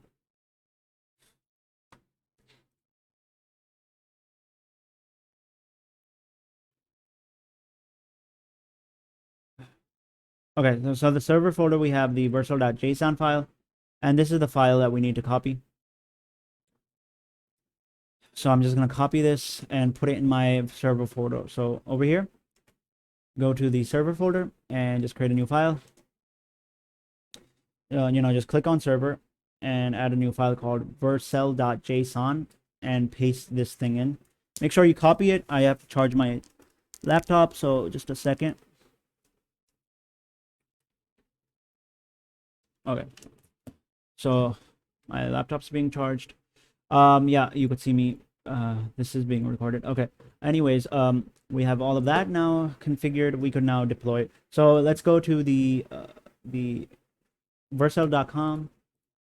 Oh yeah, we have to commit one more time. So git add git commit -m vercel config. I'll just write vercel config and git push. And now that we have done that, we could refresh that. We would have the vercel config here. We could go to the vercel project and refresh this again. You'll see your book project track is in here. And I'll call this as -API. Framework should be, set to other, I guess so. Just verify the video here. Then deploying I think he did the same thing. your repository then Vercel can order. And the root directory, then root change it to directory your would be server. for the server, right? So the root directory would be edit, and this would be server. Just continue here. Build and output settings. Environment variables. I don't think so he put any Continue. build and output settings. Then So you can skip this step. In So environment variable, you need to copy he your put- env variable here. put the MongoDB URL. So I'll put the MongoDB URI over here. So copy. And we're just going to paste it in here. And then we're going to have this copy. And we're going to paste it here. And now one more thing that we need is, I believe it was the token secret. So let's just copy that. And I'm just going to paste it here. Copy this and paste it here. Add. So that's there. Deploy. So we'll wait until it up deploys, and then we'll go for the up front end.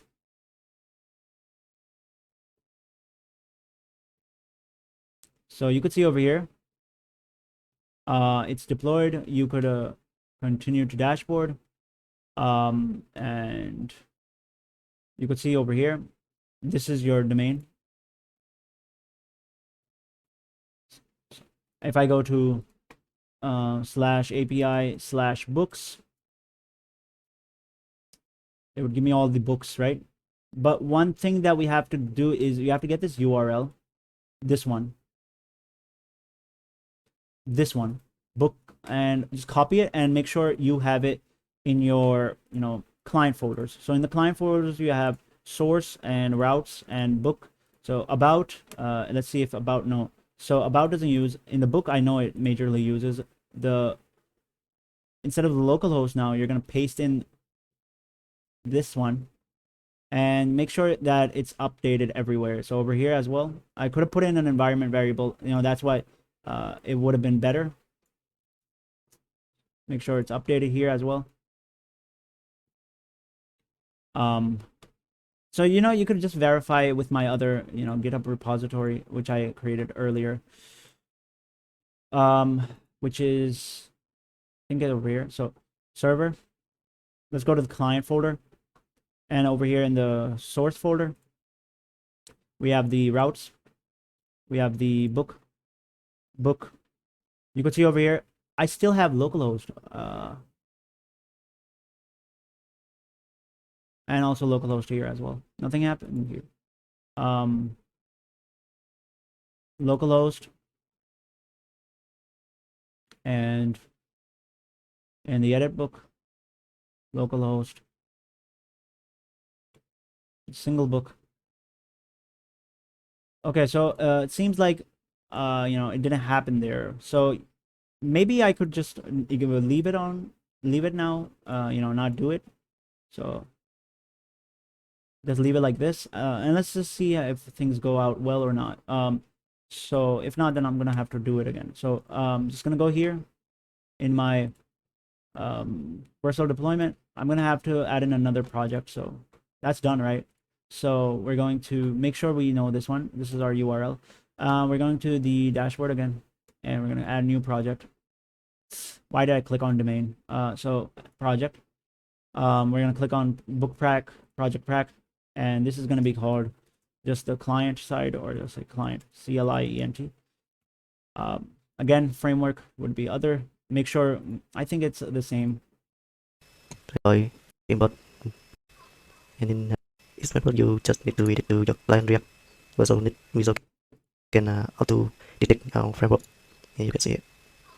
And in environment variable. Okay, here we have the generate source map, and it's set to false. Okay, just set it to true. Okay, we gotta have to do this. Just 1 second. For the framework, it's another. For this, I would just have the client clicked on. For the environment variables, I'll say generate underscore source map, and we'll set it to false. And I'll add it and deploy.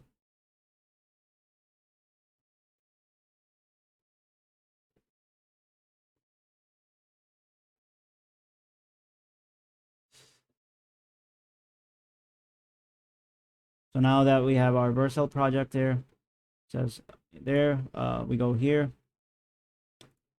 Not sure if it's linked properly, but you could see the books, and looks like it works. So new temp book, edit, delete. New temp book is gone, and now the books are not there. Go to books, and that's gone. So if I add a new book, let's say Vercel book, Vercel book 5. This is a description,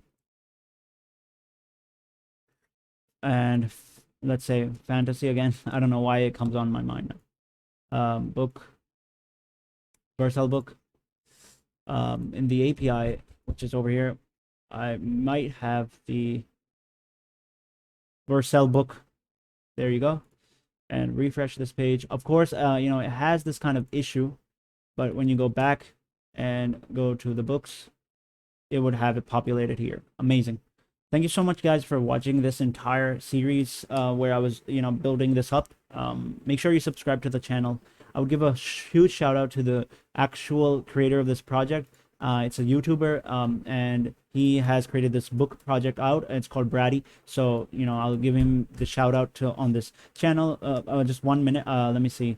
So book, CRUD, app, MERN stack. If you just type this in, you'll see the the app. So this is welcome to the actual owner of the project, but I actually gave the deployment in a different way as well, and some of the solutions I handled differently, but the overall project, hats out to Brady. Thank you so much for watching this video. Keep subscribing to the channel, and see you guys next time.